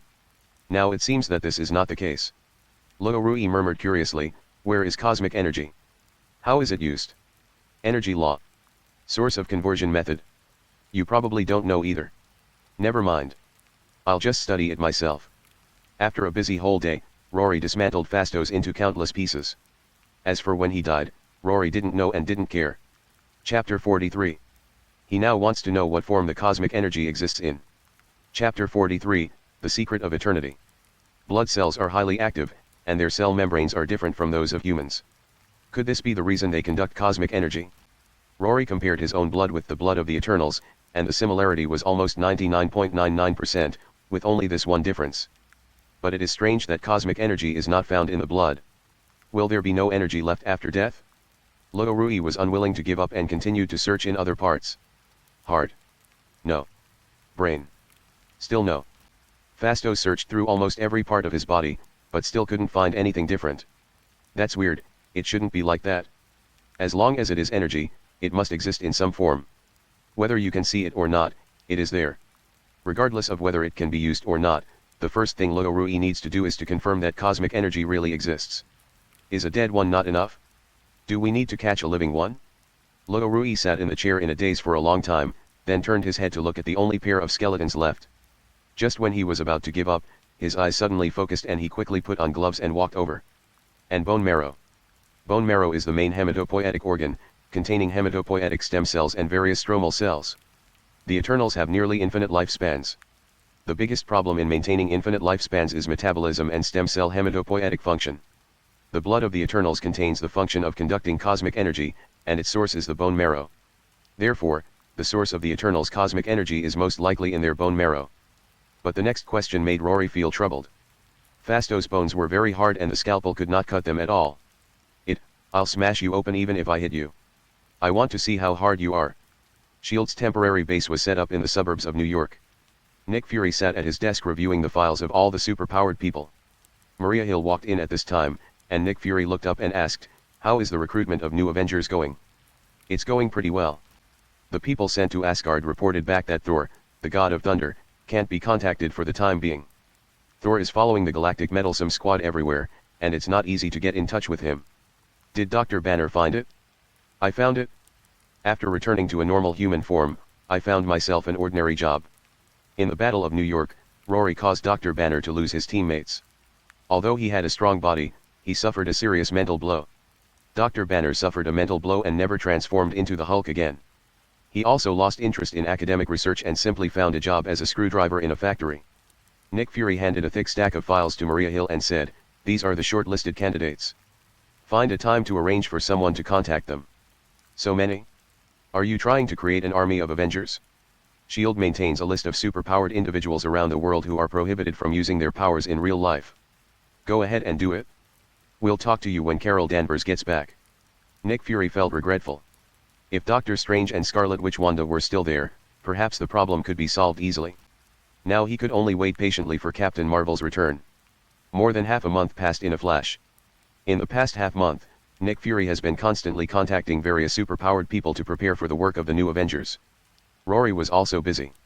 He cracked open Phastos' bones and obtained the Eternals' bone marrow. After a period of research, it was discovered that the bone marrow of the Eternals was indeed very different from that of humans.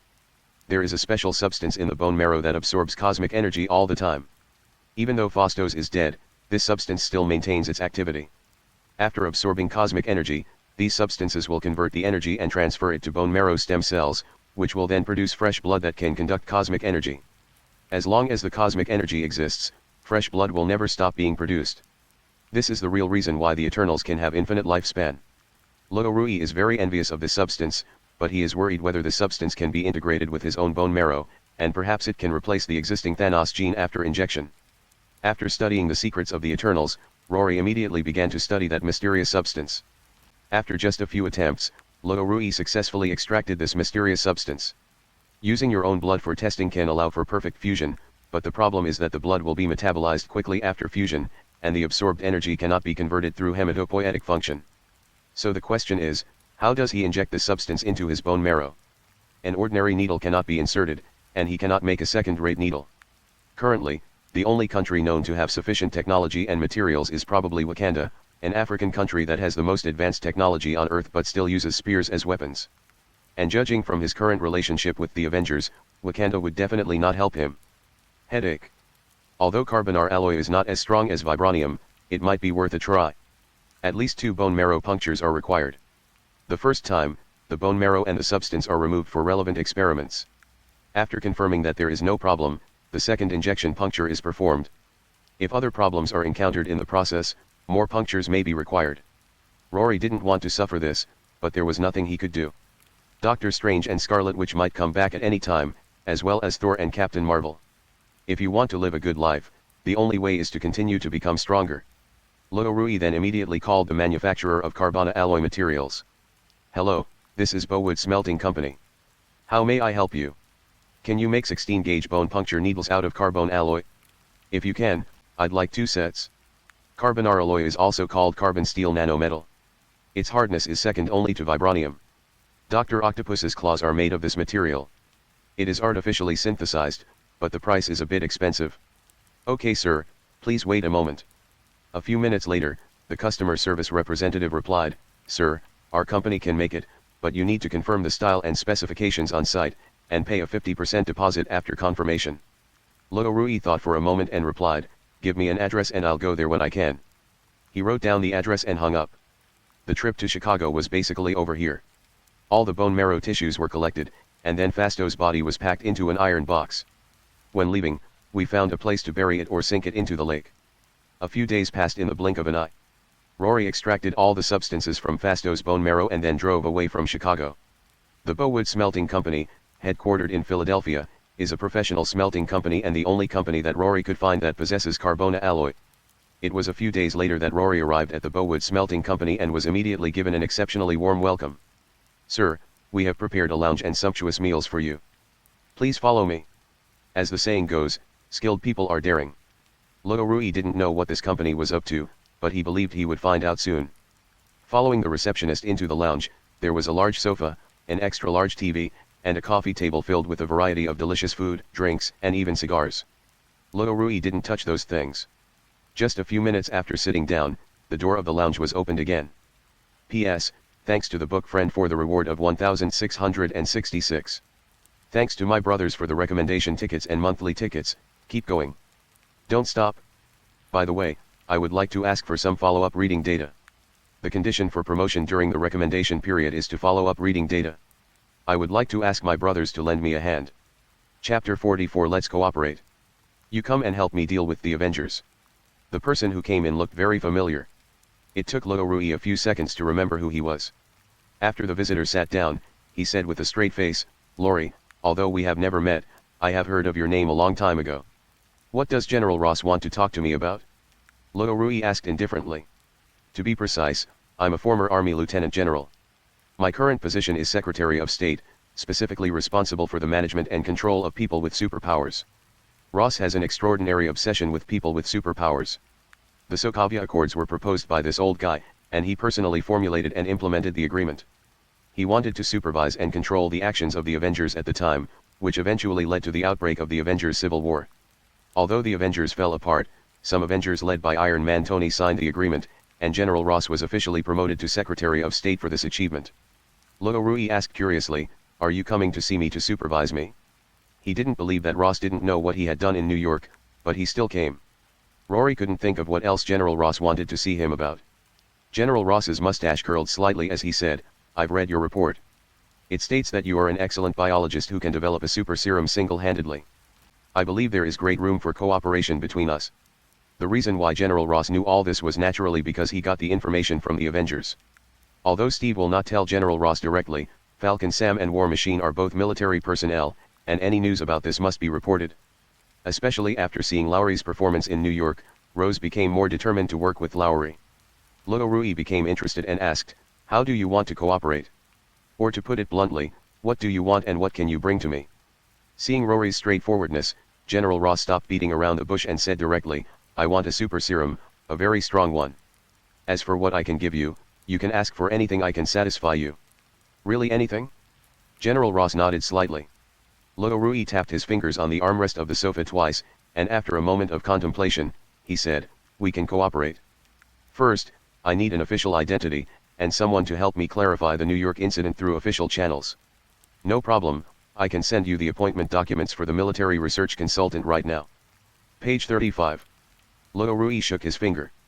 "Secondly, I need you to help me find a few people and mobilize official forces to help me carry out the arrest." This time, Ross didn't agree immediately. Instead, he asked curiously, "Can you tell me who it is?" "Aliens, you can use the name of your country. It would be even better if you can arrange for the Avengers to take action." Ross was not surprised to hear this. In the past decade, the Earth has almost become a space hotel, with aliens coming to visit the Earth from time to time. Ross said softly, "I need more detailed information on this. Is there anything else? One last request. Help me deal with the Avengers." This Ross seemed to doubt whether he had heard it wrong. On the one hand, he wanted the Avengers to help fight the aliens, and on the other hand, he was plotting against the Avengers behind their backs. "How bad?" Rory confirmed, "Yes, it is to deal with the Avengers." General Ross shook his head repeatedly. "It's not that I don't want to help you. To be honest, I also dislike the Avengers, but I don't have the ability to deal with them. The most Ross can do is put pressure on the Avengers, and in the name of the country and the people." Rory smiled confidently and said, "That's not difficult at all. You can recruit your own people with superpowers, and the serum I give you can also create powerful super soldiers. But how about this? I see you're not young anymore, So how about I help you live a little longer? Longevity is the most difficult of all human desires to achieve, but also the thing that is most desired. From the emergence of ancient witchcraft to the modern country's desperate research on powerful genetic serums, the reason why senior government officials agreed and even provided funding was to break the limits of lifespan. In the eyes of politicians, powerful force is more useful than the power in their hands. Ross is no exception. He looked at Rory in shock and asked, "Can you really do this?" "It's still in the experimental stage. It's theoretically successful, but we need to do in vivo experiments to verify the hypothesis." "Make a deal." Theoretical success is real success. If the experiment fails, the worst that can happen is to try a few more times. In Ross's eyes, Rory once appeared briefly in New York. At that time, Rory was just an ordinary person, and was later captured and taken away by Steve. Although no one knows what happened during this period, Rory can suddenly transform from an ordinary person into a superpowered person who can single-handedly challenge a group of Avengers. It can be seen that his ability in the biological field is definitely not as simple as it sounds. That afternoon, Rory was taken to the military base by a military vehicle, and his appointment letter as research consultant was also announced to the public. Clarifying the New York incident is not as simple as releasing a news release. Ross needs to go back and make detailed arrangements, which will take at least a few days of preparation. Accompanied by Ross, Rory visited the laboratory at the military base. The support from the country and taxpayers is indeed generous. The area is larger than you can imagine, and all kinds of advanced equipment are available. Almost any experimental material that can be named can be found here. After a quick spin, the two entered the elevator, and Ross swiped his card to enter the underground area. The confidentiality level here is higher, so your laboratory will be located there. Ross pointed in a direction, but instead of taking Rory there, he led Rory in another direction. Walking to a glass window, Rory looked inside. 5 or 6 experimenters were busy doing something around the lab table. Rory was slightly surprised when he saw the man lying on the lab table. Steve Rogers. Although Captain America is dead, his body is still very valuable for research. Ross said lightly. The funerals of Steve Rogers and Falcon Sam were held in front of the whole country, and no one would have thought that Captain America's body would appear here. If the news leaked out, the Avengers would definitely go crazy. In fact, the Avengers are going crazy right now. When Nick Fury saw that Rory became a research consultant for the military, his only eye almost fell out of its socket. "Damn it! Ross!" Nick Fury was yelling and cursing wildly in the office, using almost every word he could to greet Ross. While he was busy preparing for the new Avengers, Ross directly recruited Rory. What is he then? A clown? The Avengers cannot take action against the country, and this matter can only be resolved through negotiation. This is the most troublesome problem for him. Rory almost destroyed Midtown Manhattan and separated the Avengers from their families, but now he has become one of us. Is this something a human can do? Nick Fury now wished he could fly to Secretary of State Ross right away and give him a few big bets. Chapter 45, Ross backstabs the new Avengers and Man. Superpowers, power, and love have one thing in common, they all contain strong exclusivity. When you don't have it, you desperately seek it, and when you get it, you don't want others to get the same treatment. Those with vested interests block the channels for others to obtain the same benefits, even if that person is Captain America, the embodiment of justice. Steve judged this kind of person as a potential risk because he could cause danger, so I want to stop you. Yes, this person is Rory. Steve also bears a great responsibility for triggering the 1970 timeline branch. But in the end, all the blame was put on Rory, which is why Rory had to resist. I am already a person with more powerful superpowers than you, why should I suffer this injustice? A weak person, under the banner of justice to maintain world peace, wants to suppress a person who has the potential to become a strong person in advance. This is no different from bullying potential newcomers in the workplace. Moreover, the Avengers' attitude towards Rory is not just to suppress him, they want to kill Rory. Steve's body lay in front of Rory, and Strange disappeared, but the fire in Rory's heart did not go out. Instead, it was transferred to the Ancient One in the 2008 branch timeline. Crossing the multiverse and traveling through time and space are two different concepts. It is not easy to go back. Rory secretly swore in his heart that if he had the chance to go back, he would definitely go and settle the score with Ancient One. Dr. Rory, I'll leave the matter of the super serum to you. I look forward to hearing good news from you. Ross was reminding Rory to prepare a life-extending potion for him. Coming out of the laboratory where Captain America was dissected, he turned and went to the laboratory prepared for Rory. The preparations were a bit hasty. When I first came in, several researchers were planning the placement of experimental equipment and checking and debugging every piece of work. Ross pointed at a few people and said, "These are the research assistants I've prepared for you. They will help you complete your experimental research. If you need anything in your daily life, you can arrange for them to do it. To put it nicely, he's called an assistant, but to put it bluntly, he's just here to monitor him. Rory said indifferently, whatever, as long as it doesn't disturb my research. When can you send me the bone marrow puncture needle made of carbon alloy? Rory suddenly changed the subject and said, do you have any vibranium here? A puncture needle made of vibranium might be more effective. Ross hesitated for a moment and said, yes, but not much. Although Wakanda was open for a period of time, not much vibranium was obtained. Currently, most of the vibranium materials in the base were recycled from Captain America's broken shield. It won't take much to make a bone marrow puncture needle. Rory raised his eyebrows. Who wouldn't like to get something for free? If possible, he even wanted to make a suit of battle clothes with vibranium. Spider-Man Peter Parker asked anxiously, is this the end of it?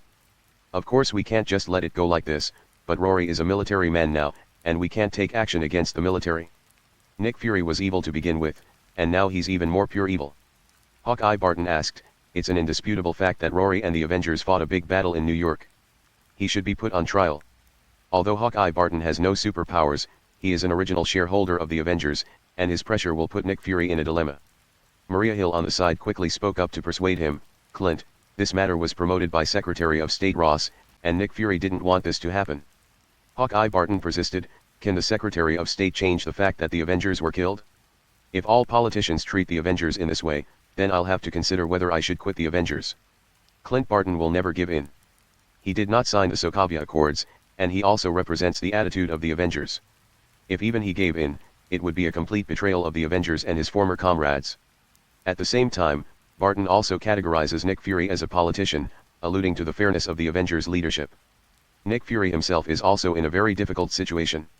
On the one hand, he has to consider the relationship with the military from a national perspective, and on the other hand, he has to appease the emotions of the Avengers. It is difficult to be both a father and a mother. Throwing the question to Nick Fury, Clint Barton turned and walked out of the office. An old friend, Black Panther Chatra, walked towards us in the corridor. Clint, I'm sorry about Steve and Sam. Patton shook his head, how's Bucky? After the Battle of New York, Winter Soldier Bucky went to Wakanda and told Black Panther Chatra everything that happened. This was the only external help Bucky could find.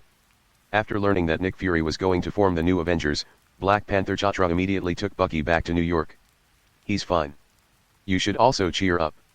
We still have a tough battle to fight. After saying hello, Clint Barton arrived at the new Avengers training base. He brought the second-generation Hawkeye and the second-generation Black Widow Yelena with him, and the two were training on the training ground at this time. Every time he saw Yelena, Barton would think of Natasha, who would stay on Vormir forever. Hey Clint, when are we going to act? The second-generation Hawkeye Kate put away her bow and arrow and walked over and asked. Barton pursed his lips and didn't tell her the truth. Instead, he said, Nick Fury is recruiting more new Avengers. Just focus on your training. I'll let you know when the action is underway. As night fell, Hawkeye Barton drove out of the new Avengers base. After driving for a few hours, we arrived at the military base where Rory's laboratory was located. Sitting on a dirt slope, he stared blankly at the base not far away, not knowing what he was thinking. Inside the military base, Rory sat in front of a microscope and conducted a cell puncture experiment. He extracted a small amount of bone marrow from Captain America Steve, and then used a special substance made from the Eternal's cosmic energy for an injection experiment. Steve is an enhanced human, and his genetic strength is much higher than that of ordinary people. Before Rory's own bone marrow is extracted, it is just right to use his bone marrow for experiments. The special substance that can absorb cosmic energy was named the God Gene by Rory. It is not a gene from the God Clan, but a gene created by the God Clan. Rory is not an energy scientist or a cosmic ray scientist. He doesn't know what cosmic energy is, so he can only look for feasibility from the root cause. Page 36. Bone marrow fusion was the only solution he could think of. What? Rory discovered through a microscope that after integrating the God's gene, Steve's cells became active again. The cosmic energy continuously nourishes Steve's bone marrow cells and can divide multiple times in 1 second. However, due to the lack of a carrier, this energy is quickly lost. Rory immediately studied Steve's cells after they split and discovered that the new cell membrane could actually conduct cosmic energy. Can anyone evolve into an Eternal? This is too unbelievable. In fact, Rory thought too simply. The Celestials were born earlier than the universe. Although the Eternals were transformed based on humans, it would definitely not be that simple. Chapter 46 Red Skull, I am the MVP. Rory stared at the data report of the combination of Captain America Steve's genes and the God's genes for a long time. Finally, I think it is necessary to conduct a live experiment before starting the bone marrow injection of the God gene. If you fail, it will be too late to regret. It was late at night when I put away the report and came out of the laboratory. He was crossing the grassland of the military base and was about to return to the high-end residence arranged for him by Ross to rest, but he suddenly stopped halfway. He turned his head to look at the small mound not far from the military camp, stared for a moment, then turned and walked towards that direction. The fence and wire mesh of the military camp were 3 or 4 meters high, and Rory jumped over it with just a light leap. "Are you here to find me?" "Yes, I want to know if there is any way to kill you." Hawkeye Barton sat calmly on the ground, his eyes and tone were flat. Rory smiled and sat next to Barton. "Why are you going to kill me?" The two chatted like old friends who hadn't seen each other for many years. Clint Barton's face was a little more vicissitudes of life. "You killed Steve and Sam, so you should be tried. As one of the few ordinary people in the Avengers, he has a better ending than most Avengers. His wife and children were killed by Master Me but were then rescued. Although his wife is also an agent of SHIELD, they have a good relationship and lovely children. Now he has found the successor to Hawkeye. He should have been enjoying his retirement life, but now he appeared in front of Rory. Rory chuckled, "They wanted to kill me, I was just defending myself. If you're not good at it, just practice more. There's no need to come to me and complain." Barton threw away the stone he was playing with and said, "You will definitely lose, just like Thanos. You will never be able to defeat the Avengers because we are a team, a family, unless you kill me now." Rory asked curiously, "You came here just to get me to kill you? Did you hide a camera somewhere, and then send it out after I kill you, so that the military can remove me?" Rory guessed right. Clint Barton really thought so. Rory is too powerful, so powerful that even superheroes like Captain America, Doctor Strange, Hulk, and Spider-Man are no match for Rory. He is an Avenger without superpowers. The only thing he can do now is to find a reasonable excuse for the new Avengers to take action and inspire their fighting spirit with his own death. But Patton didn't expect that Rory would guess it. Seeing Patton remain silent, Rory laughed. Rory leaned back against a rock. There was no light pollution here, and no exhaust gas clouds covering the sky. The night sky seemed a little brighter. "Clint, do you still remember Natasha from Vormir?" Clint paused fiddling with the stone, frowned, and asked, "Why did you mention her?" "Nothing, I just feel her death was not worth it." Rory said it calmly, but this sentence angered Hawkeye Barton. "No, the most valuable thing about her death is that she saved everyone." "Is that really the case?" Rory glanced at Barton and continued, "Then why was she the one who died?" Barton's expression gradually distorted. "Natasha died for him, for the Avengers and for all the lives that disappeared after Thanos destroyed them. In Clint's heart, no one can be greater than Natasha." Haha. At this moment, Rory poured a basin of cold water on Clint's head. "Did you two ever think of killing that red-faced guy in exchange for the Soul Stone?" Clint Barton was stunned and looked at Rory as if he was a fool. He snorted coldly, "You can only obtain the Soul Stone by sacrificing the one you love. You don't understand Natasha's greatness at all. This love is not necessarily romantic love, it can also be family love and friendship. One soul for another soul, this is the rule of the Soul Gem." Rory suppressed a smile and asked, "Who told you this rule?" "Of course he's the guide who guards the Soul Gem." Clint Barton said as a matter of course. "Then why did he tell you this?" When Rory asked this question, Clint Barton froze in place for a moment, as if he had turned into a motionless stone. "But Thanos." "Ha ha ha ha, I'm dying of laughter. If Red Skull hadn't said that, do you think Thanos would have traded him for the Soul Stone? Red Skull fooled Thanos and the Avengers. If Red Skull hadn't said he wanted to exchange his lover's life for the stone, it would definitely be Red Skull who died. Soul for soul, it doesn't have to be the soul of love. There may be one benefit for a loving soul, that is, after using the raw stone, you can meet the one you love again in the illusion." Rory stood up, walked down the slope and returned to the military base while laughing. Leaving the soul-deprived Clint Barton standing there in a daze. Inside the military base, the residence Ross provided him was very luxurious. The two-story house was fully furnished. Someone would come to clean it regularly every day, replenish the drinks, beer, and food in the refrigerator, and provide firewood for the fireplace. The only downside is that you can't bring lab materials into your residence. It's not that you're not allowed to, but there's no door lock in this residence. Rory opened a bottle of beer and put on some light music. Sitting on the cigar chair in front of the fireplace, feeling the warmth from the fireplace, I was thinking about questions about the experiment. It is not difficult to conduct human experiments on military bases, including prisoners who want to be pardoned, and disabled soldiers who cannot take care of themselves and want to leave a large sum of money to their families. Most of these people will actively seek relevant human experiments. Luo Rui planned to conduct a bone marrow puncture fusion experiment on the god's genes. The first batch would start with 2 test subjects, one ordinary person and one injected with serum. After getting the data, he would decide whether to do a bone marrow puncture on himself. He did what he said. The next day, when he arrived at the laboratory, Rory immediately called Secretary of State Ross to explain the situation. Secretary of State Ross quickly approved the procedures for human experiments, and the selected test subjects would be sent to the military base in 3 days. During these 3 days, Luo Rui was only busy with one thing, which was to study the characteristics of the god's genes. It was difficult, but there were some results. In the laboratory, the ones who have a harder time than Rory are the lab assistants. They were arranged to monitor Luo Rui and steal as much important experimental data as possible. But Luo Rui used Chinese characters. And it was a cursive script that even Chinese people couldn't understand. What could he do? Luo Rui made intensive preparations for 3 days. Just as he was waiting to receive the experimental subject, he found that the experimental subject had not been delivered on time. When I called Ross, I found out that Secretary of State Ross was also in trouble.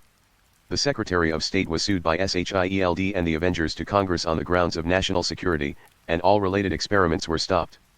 They must want to use national political means to drive Rory out of the military base laboratory. The hearing will be held in 7 days. Even if Secretary of State Ross wins, Rory will have to wait at least 10 more days before he can see the experimental subject. If you can't beat someone, just discuss them. That's exactly Nick's style. P.S.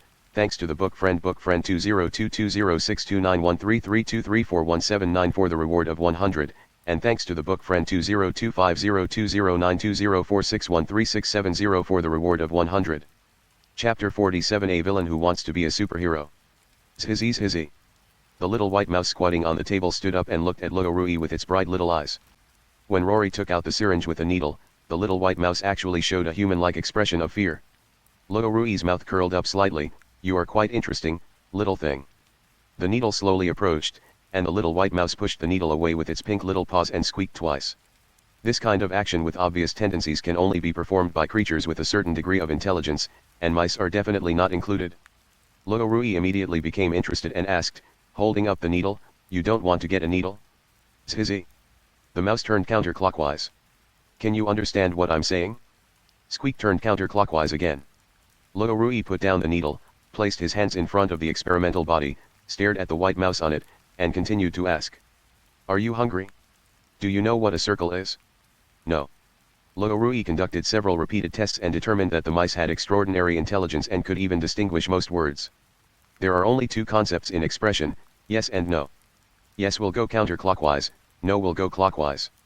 This discovery gave Luo Rui a new research direction. Page 37. The brain is the most mysterious area of the human body. The IQ, memory, reaction speed, etc. that people often talk about are all inextricably linked to the brain nerves. In the Marvel world, there is an even more important attribute, and that is mental power. After 3 gene reinforcements, Luo Rui inherited almost 90% of Master Mi's genetic strength, but only his body was strengthened, and his brain area did not receive any enhancement.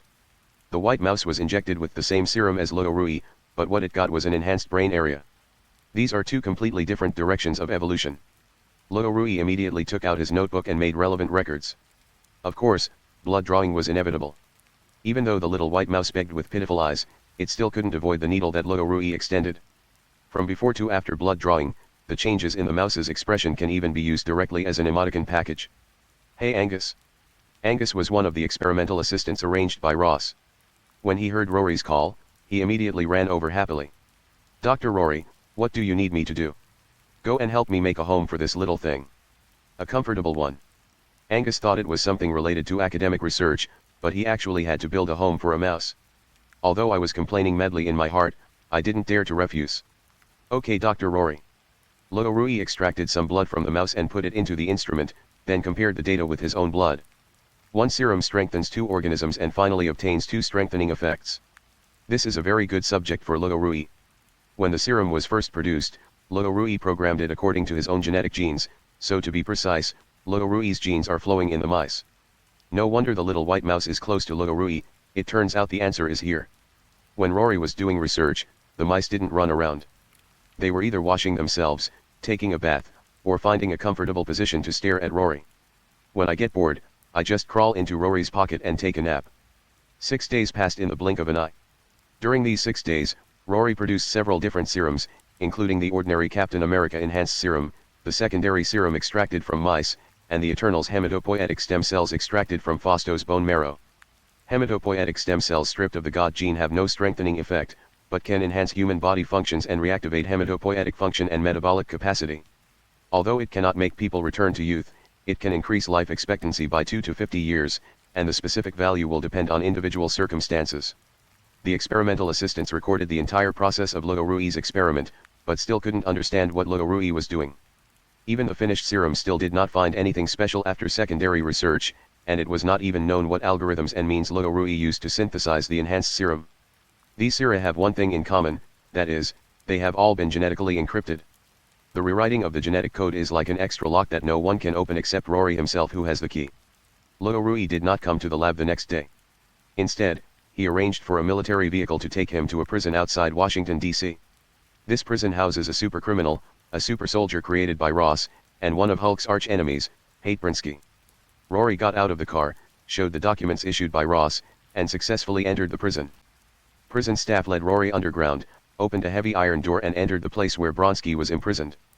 At this time, Brinsky was like a fish in a fish tank, wearing an orange prison uniform and placed in a circular glass cabin, with no privacy at all. Rory had wanted to study Hulk's genes a long time ago, but he never had the chance. It's not in vain that I can study hatred now. Bronsky turned his chair to look at Rory and asked curiously, "Who are you? I don't think I've seen you before." Bronsky had seen almost everyone who could come here, but Rory was the first stranger he had met recently. Luo Rui walked over, opened a small window for delivering food, and said, "Put out your hand." Bronsky was very obedient, and the years of imprisonment had long since smoothed out the hostility in his heart. Luo Rui took out a needle and inserted it into Bronsky's vein, but what came out was bright red blood. Bronsky asked curiously, "Sir, are you a new scientist?" Luo Rui did not answer, but asked, "Does your blood only flow green after you transform?" Bronsky nodded. Luo Rui retracted the needle and waved to the guard, "Open the door, I want to go in." "I'm sorry, sir, this is against regulations." The guard naturally rejected Luo Rui's proposal without hesitation. Luo Rui did not continue to ask for guards, but instead gave Bronsky the needle made of carbon alloy. "Please help me draw some blood after you transform." Bronsky held the needle and looked at Rory in confusion. "Why would I do this?" Luo Rui took out the document issued by General Ross and said, "I am a research consultant for the military laboratory. If you do as I say, you may be able to leave here in the future. If you refuse, I promise that you will never be able to leave again." Bronsky was once a special operations soldier and was invited by General Ross to participate in the operation to capture Banner. He is a pure soldier, but after seeing the power of Hulk, Bronsky also yearned for that kind of power, so he gladly accepted the military serum injection test and officially became an enhanced soldier. Bronsky originally thought that he could become someone like Captain America, and injected Hulk's blood with the obsession of defeating Hulk. He was imprisoned here after being defeated by Hulk, while Hulk outside became a popular superhero. Bronsky, who was holding a syringe, heard that he still had a chance to leave, so he took off his orange prison uniform and transformed into Abomination without hesitation. The Abomination is much taller than Banner's Hulk transformation, and he retains his self-awareness from the beginning. If it weren't for Hulk's ability to become stronger the angrier he gets, Bronsky might not have lost. Chapter 48: A person who can live and die together with the universe. After transforming into Abomination, Bronsky is not as muscular as Hulk, but more bony, and has a pair of fishgill-like ears. He carefully held the carbon alloy needle and inserted it into his arm. A streak of emerald green blood flowed along the hose through the glass window and into the vacuum bottle in Luo Rui's hand. "Don't pull out the needle until it's full." "Sir, when can I go out?" Luo Rui put away the blood sample and smiled, "If it's illegal, I can get you out of here right now. If it's legal, you'll have to wait a little longer, but it shouldn't be too long." Of course, Bronsky wanted to leave legally, otherwise all his years in prison would have been in vain. Rory walked out of the prison with the blood sample, and just as he left in a car, Nick Fury got out of another car. The purpose of Nick Fury's trip was to recruit the Abomination, but he didn't expect to meet Rory here. He looked deeply at the direction where Luo Rui left, then turned and went into the prison. The Hummer military vehicle that Luo Rui was riding in entered the city. While waiting for the red light at an intersection, Luo Rui, who was sitting in the back seat looking through documents, was suddenly attracted by a loud noise. Looking through the front windshield, I saw 3 trucks crashing into each other at the intersection. While others were paying attention to the car accident scene, Rory noticed someone special. He reached out and patted the soldier's shoulder, pointed at the man and said, "Follow him." "Okay, sir." The military Hummer immediately crashed through the private car, blocking the way in front, and chased in the direction the man left. Just now, everyone was attracted by the tragedy of the car accident scene, but Rory noticed that there was an unharmed person among the three cars. How could someone survive the impact of three trucks without a scratch? It's absolutely impossible for an ordinary person. The man got into a car as if nothing had happened, started the car and drove along the street. Soon he arrived at a manor in the suburbs. The military Humvee stopped in front of the manor. Rory got out and muttered, "He's actually a rich man." Leaving the military vehicle and the driver waiting outside, Rory jumped into the manor alone and walked towards the villa. "I didn't meet anyone along the way, and when I entered the villa, I only heard the sound of music playing on the gramophone coming from the second floor.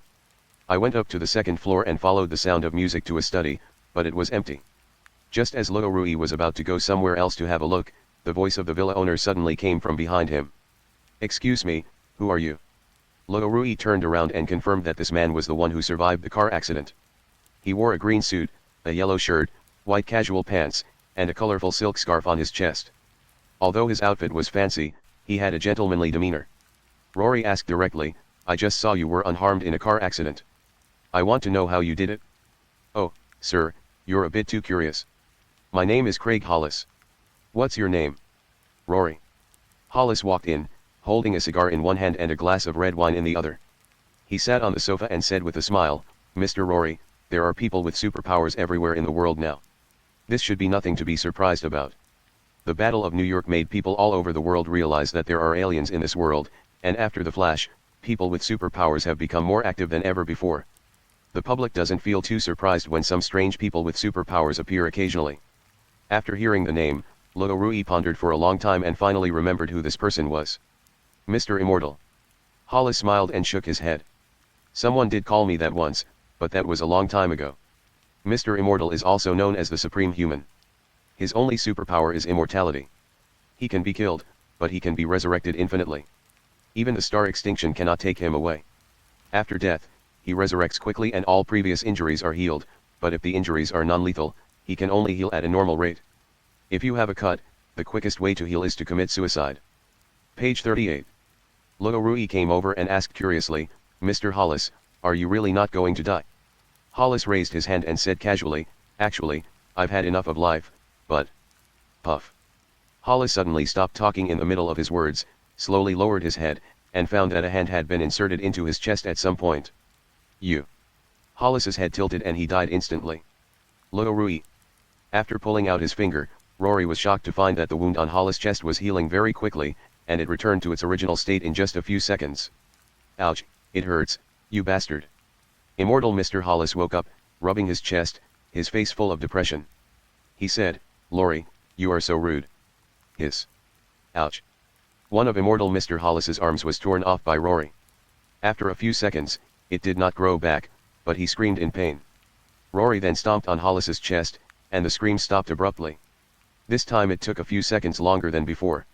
The arm really grew back, the collapsed chest cavity recovered, and Hollis slowly woke up. "Wait a minute, what do you want to do? I don't think I've ever offended you before, right?" Rory started to attack him as soon as they had a disagreement, which really scared him.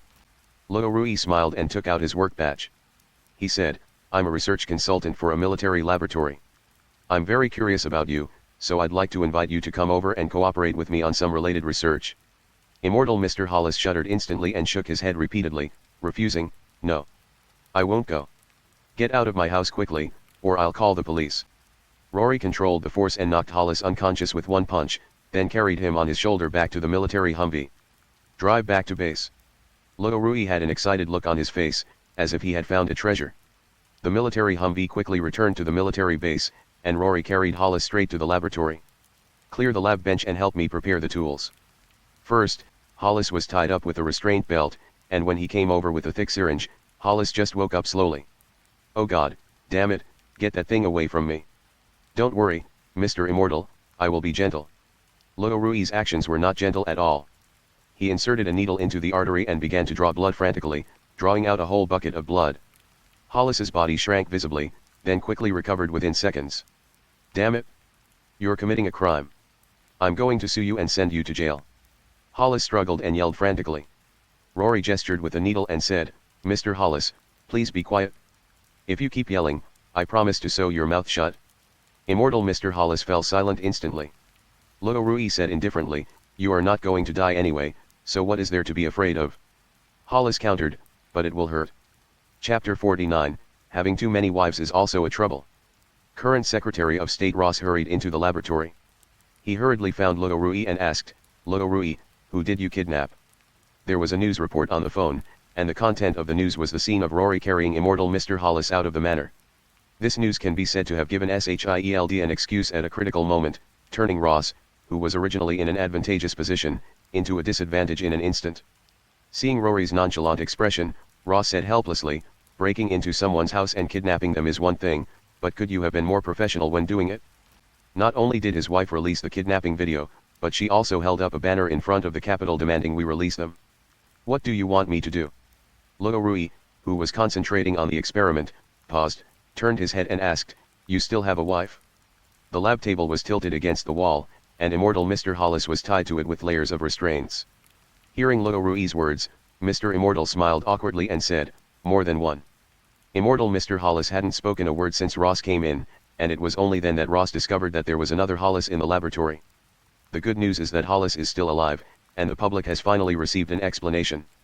The bad news is that everything he said was heard, and if Hollis continues to talk nonsense, his position as Secretary of State might be in jeopardy. Luo waved his hand, he will have to stay here for a while. You can let him call his family to comfort them. I will let him go after a while. Ross was afraid that Hollis would say something wrong, so he asked tentatively, is this really okay? Don't worry, he's very sensible. Hollis quickly said, yes, I'm willing to cooperate. Mr. Immortal is not afraid of death, but is afraid of a life worse than death. He has tried various suicide methods, including jumping off a building, taking poison, using bombs, and drowning, but none of them could kill himself. It is said that he can live until the end of the universe. But immortal Mr. Hollis definitely doesn't want to be cut into pieces repeatedly by Rory, doesn't want to have his brain pierced by an electric drill just after waking up, and definitely doesn't want to be locked in a 50-centimeter thick iron box and thrown into the Atlantic Ocean. If he cooperated, there was still hope of returning. If he didn't cooperate, Hollis felt terrible just thinking about it. After thinking about it, Ross agreed to Rory's proposal. By the way, how's the serum thing going?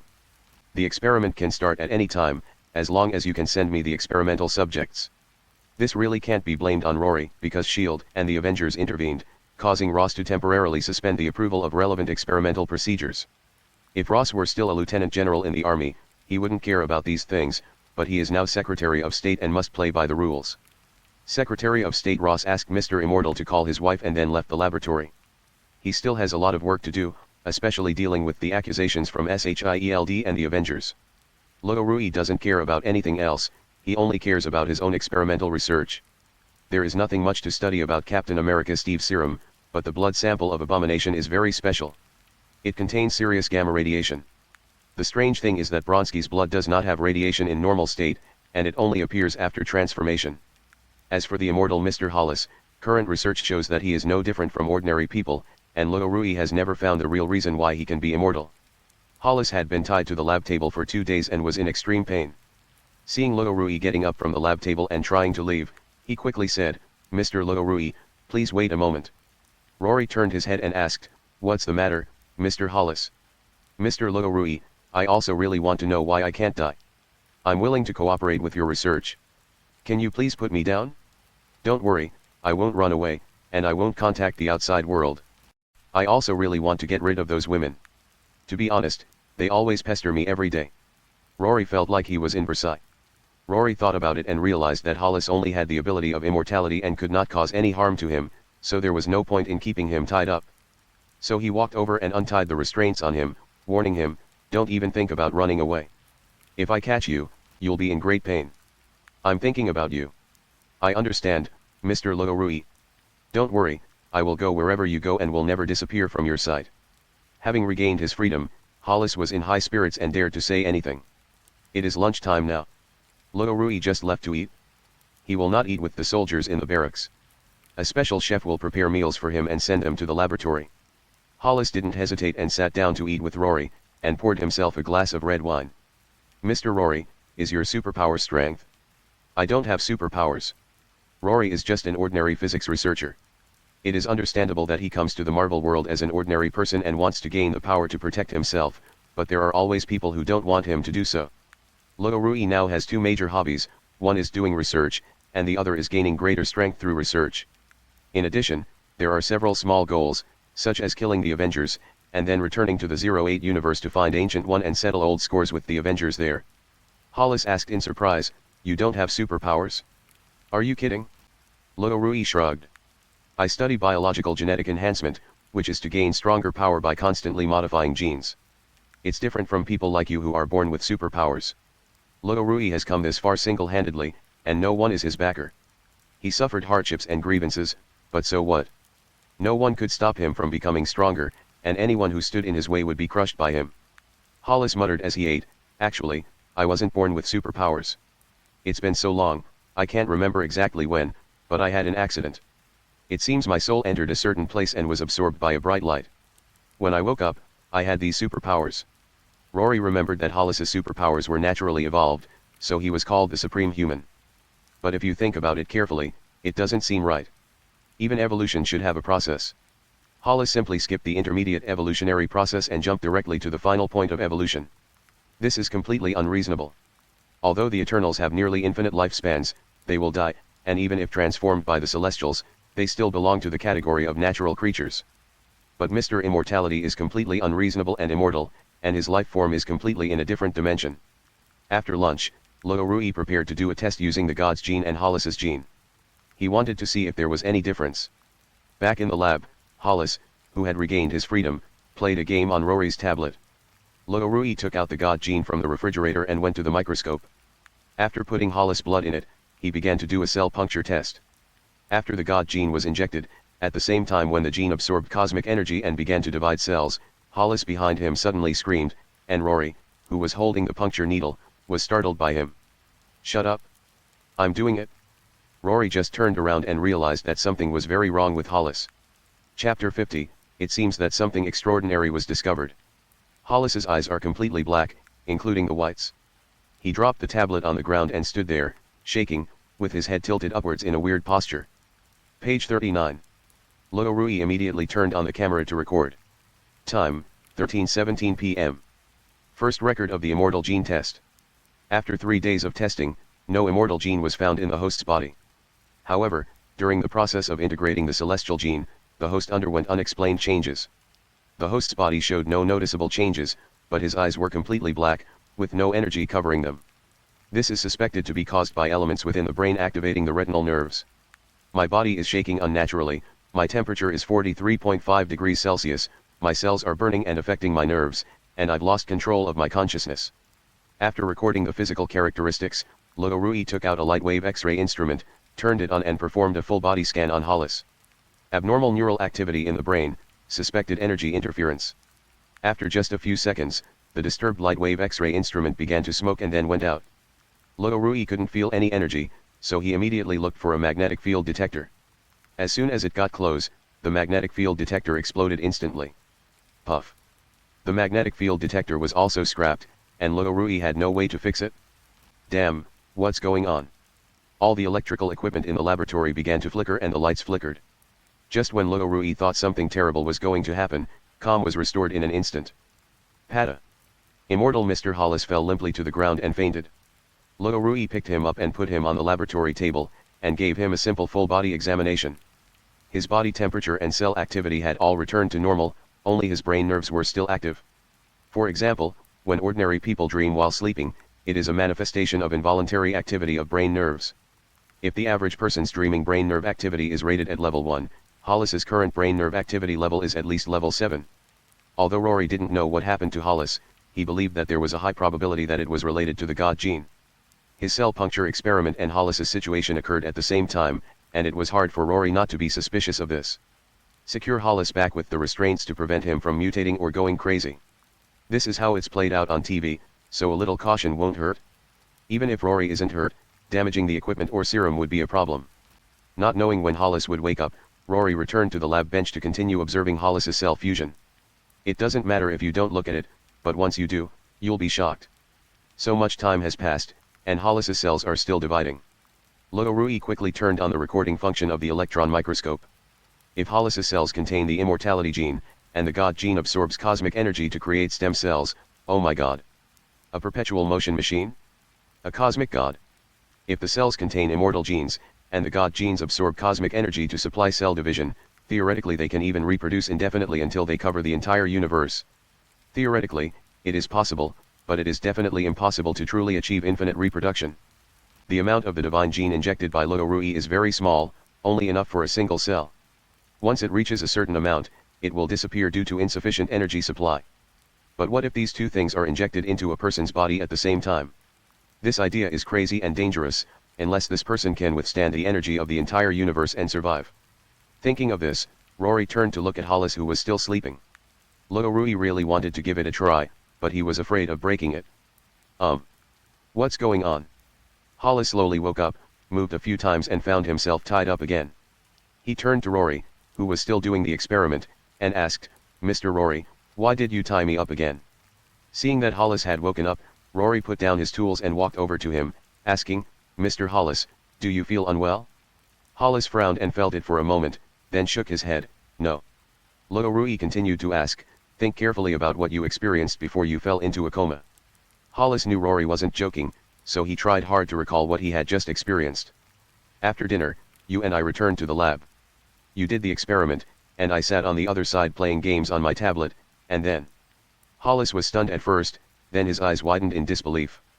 "I seemed to go to a very dark place, where there was nothing, and then a lot of golden light appeared. No, I can't remember what happened next." Hollis's heart rate did not stop after he fell into a coma, which means he was just in a normal coma, not reborn after death. Rory nodded after hearing this and said soothingly, "Just lie down and rest for a while. I'll finish the experiment and come back to untie you." He returned to the lab bench and took out his notebook. In order not to leave the experimental data to the US military, Rory used a paper notebook to record key data. Thinking span, not excluding dimensional space, the connection between the God's gene cells and the host body, energy resonance. There weren't many clues, so Rory could only record the existing information. In the next few days, Rory studied the relationship between the fusion of the God gene and Hollis's blood every day. However, subsequent experiments failed to induce the same condition that Hollis had experienced before, which made Rory unsure whether it was caused by the God gene. Today is the day when Secretary of State Ross and SHIELD will have a hearing together. SHIELD and the Avengers have only one request, which is to ask the military to revoke Rory's research consultant status. The reason is simple. Rory murdered 2 Avengers and started a war in Midtown Manhattan, almost destroying a city. For national security reasons, Lowry should be listed as a dangerous person rather than employed by the military. Secretary of State Ross adjusted the microphone and said, "First, let me make it clear that the Avengers' actions were not authorized. According to the Sokovia Accords, their actions are not legitimate. We cannot use our subjective judgment to judge right and wrong just because the Avengers saved the world. Secondly, it wasn't just one person who destroyed Midtown Manhattan, but a group of people, with Dr. Banner being the most responsible." Ross was very dissatisfied with Hulk, who first seduced his daughter and then ran away with the military's scientific research results. The subsequent arrest operations caused great losses to the military. Ross blamed everything on Dr. Banner. Whenever something related to the Avengers came up, Ross would diss Bruce Banner. Ross glanced in the direction of the SHIELD and Avengers representatives and said with a faint smile, "If you believe Rory is dangerous or has done anything harmful, please provide an example. It is also a crime to arbitrarily accuse others without any evidence." Secretary of State Ross has been a politician for some time after all, and his words were sharp and well-reasoned, defending Rory from all aspects. SHIELD and the Avengers cannot provide evidence because things that have not happened in the future, and things that have happened in other universes but not here, cannot be used as evidence. Chapter 51 How to Make Money. Of course, to conquer the world. Although Secretary of State Ross did not win a complete victory, he still defeated SHIELD and the Avengers. The hearing is not a one-time decision. Thanks to Ross's efforts, Congress temporarily lifted the ban on Rory's experiments. Ross immediately brought several experimental volunteers to the military base laboratory. "It's a pity Nick Fury didn't come today, otherwise I really want to see how stinky his face would be." Ross bit his cigar and laughed, his laughter was so happy.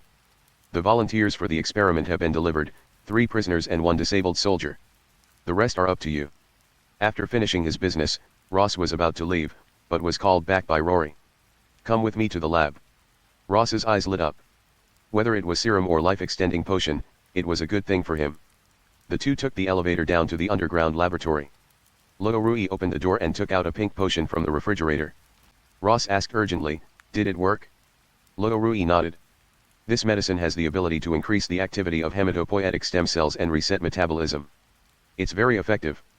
According to supercomputer data, it can extend lifespan by at least 10 to 25 years. It can also effectively treat various chronic diseases.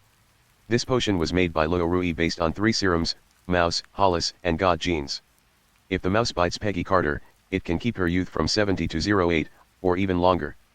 After Rory's experiments, he found a special active enzyme in the mold in the mouth of mice. But Rory didn't want to create a potion that could add decades to a person's lifespan, so he used other materials to conduct repeated experiments and finally got this pink potion.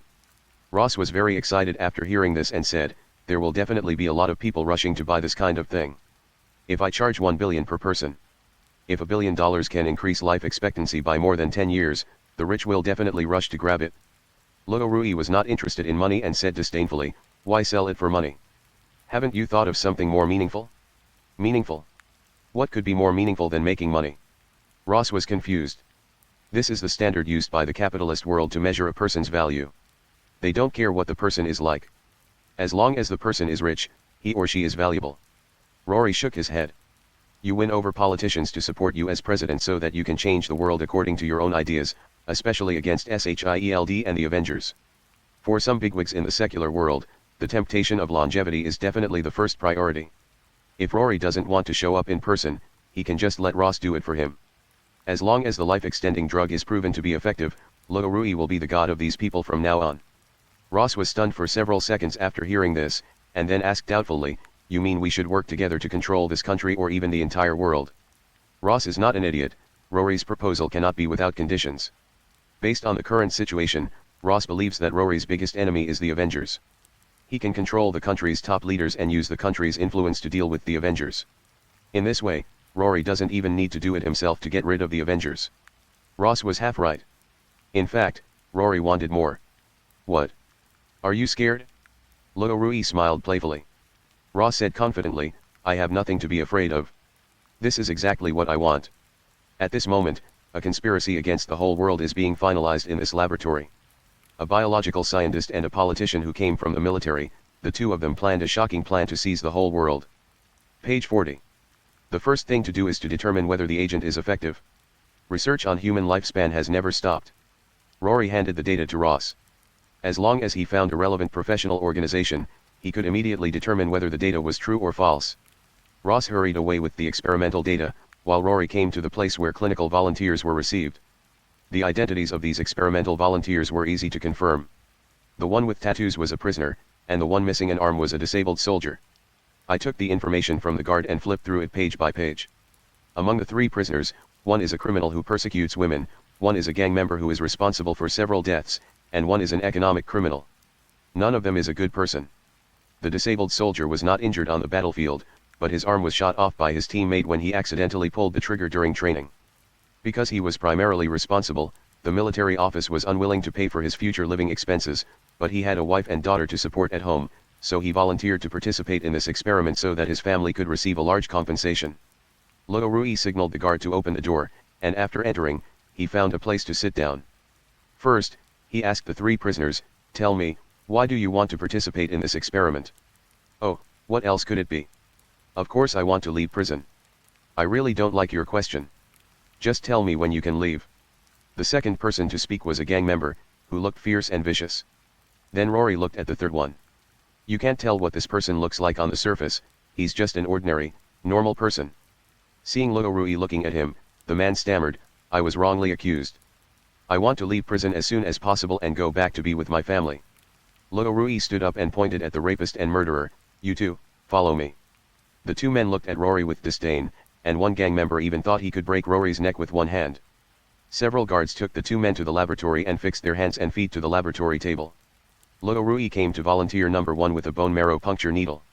The gang member said fiercely with a fierce look in his eyes, "Boy, you'd better not hurt me, otherwise I will definitely break your neck and put your head in." Since he had already volunteered to participate in the clinical trial, Rory didn't want to listen to his nonsense. He sealed his mouth and turned the fixation frame so that his back was facing up. Beep. Turn on the light wave fluoroscopy device, find the injection site, and mark it with a marker. Post various detection instrument circuits. Then the bone marrow puncture needle was inserted steadily. Well. The subject's muscles tensed instantly, veins and blood vessels bulged at the same time, and it was obvious that the pain was not ordinary. Rory didn't care whether it hurt or not. He pierced the needle in one go and then injected the god gene into him. Squeak. Perhaps the action was too rough, and a stream of blood came out when it was pulled out.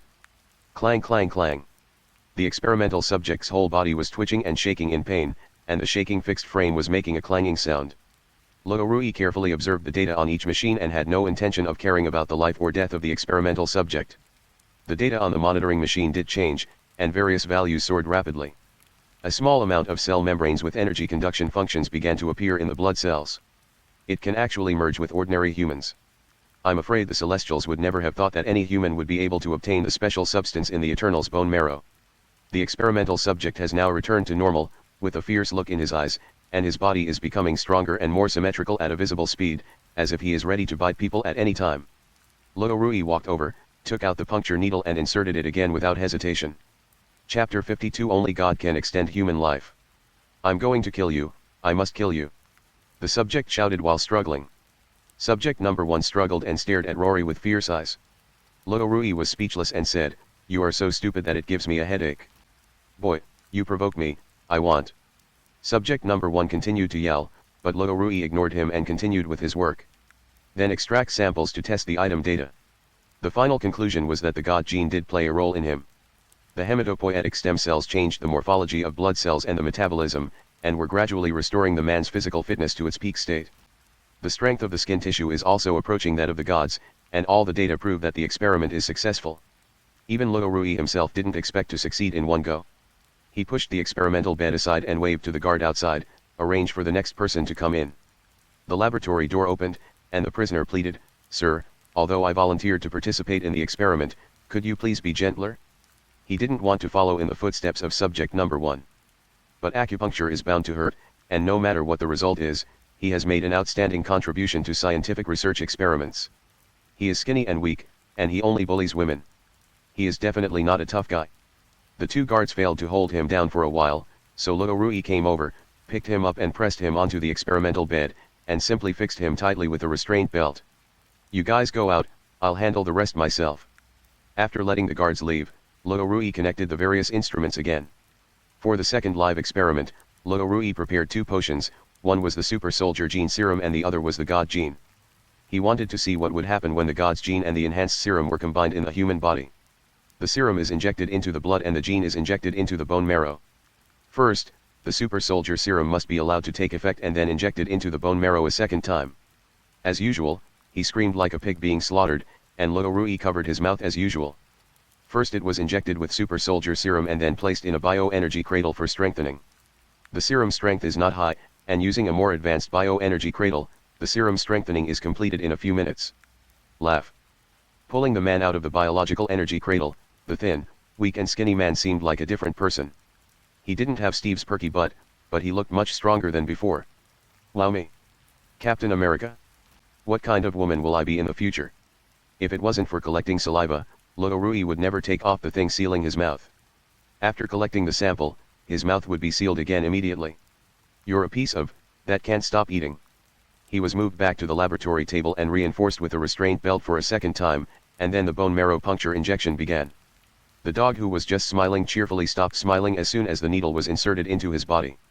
Rory thought that he would be able to smoothly integrate the god's genes like the person just now, but in fact Rory was wrong. Just seconds after the injection, the subject's body began to show signs of collapse. Muscles atrophy rapidly, blood vessels turn from blue to black, and body hair falls off as quickly as autumn leaves. Rejection reaction? The god gene is rejecting the enhanced serum. This wasn't the case during the cell experiment. What's going on? In the biological field, there is never 1 + 1 = 2.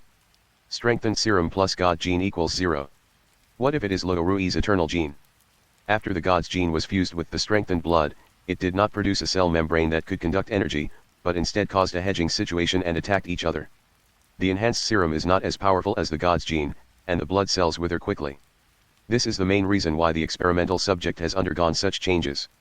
The next day, Rory arranged for a research assistant to help him do a bone marrow puncture test.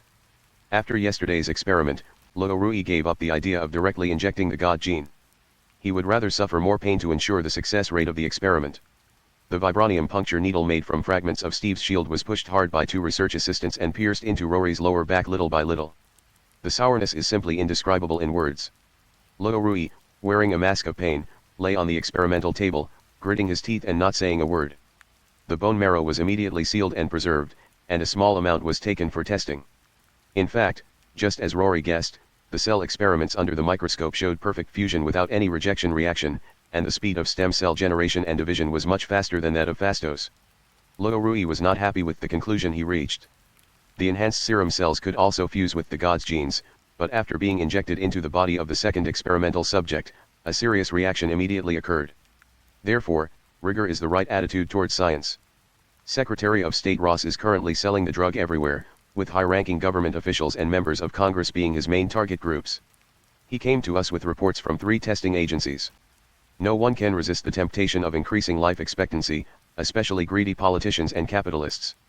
Ross doesn't want money, he wants unconditional support. Ross named this potion the Eternal Life Potion. The prerequisite for using the potion is to join the Eternal Life Society, a circle organization just founded by Ross.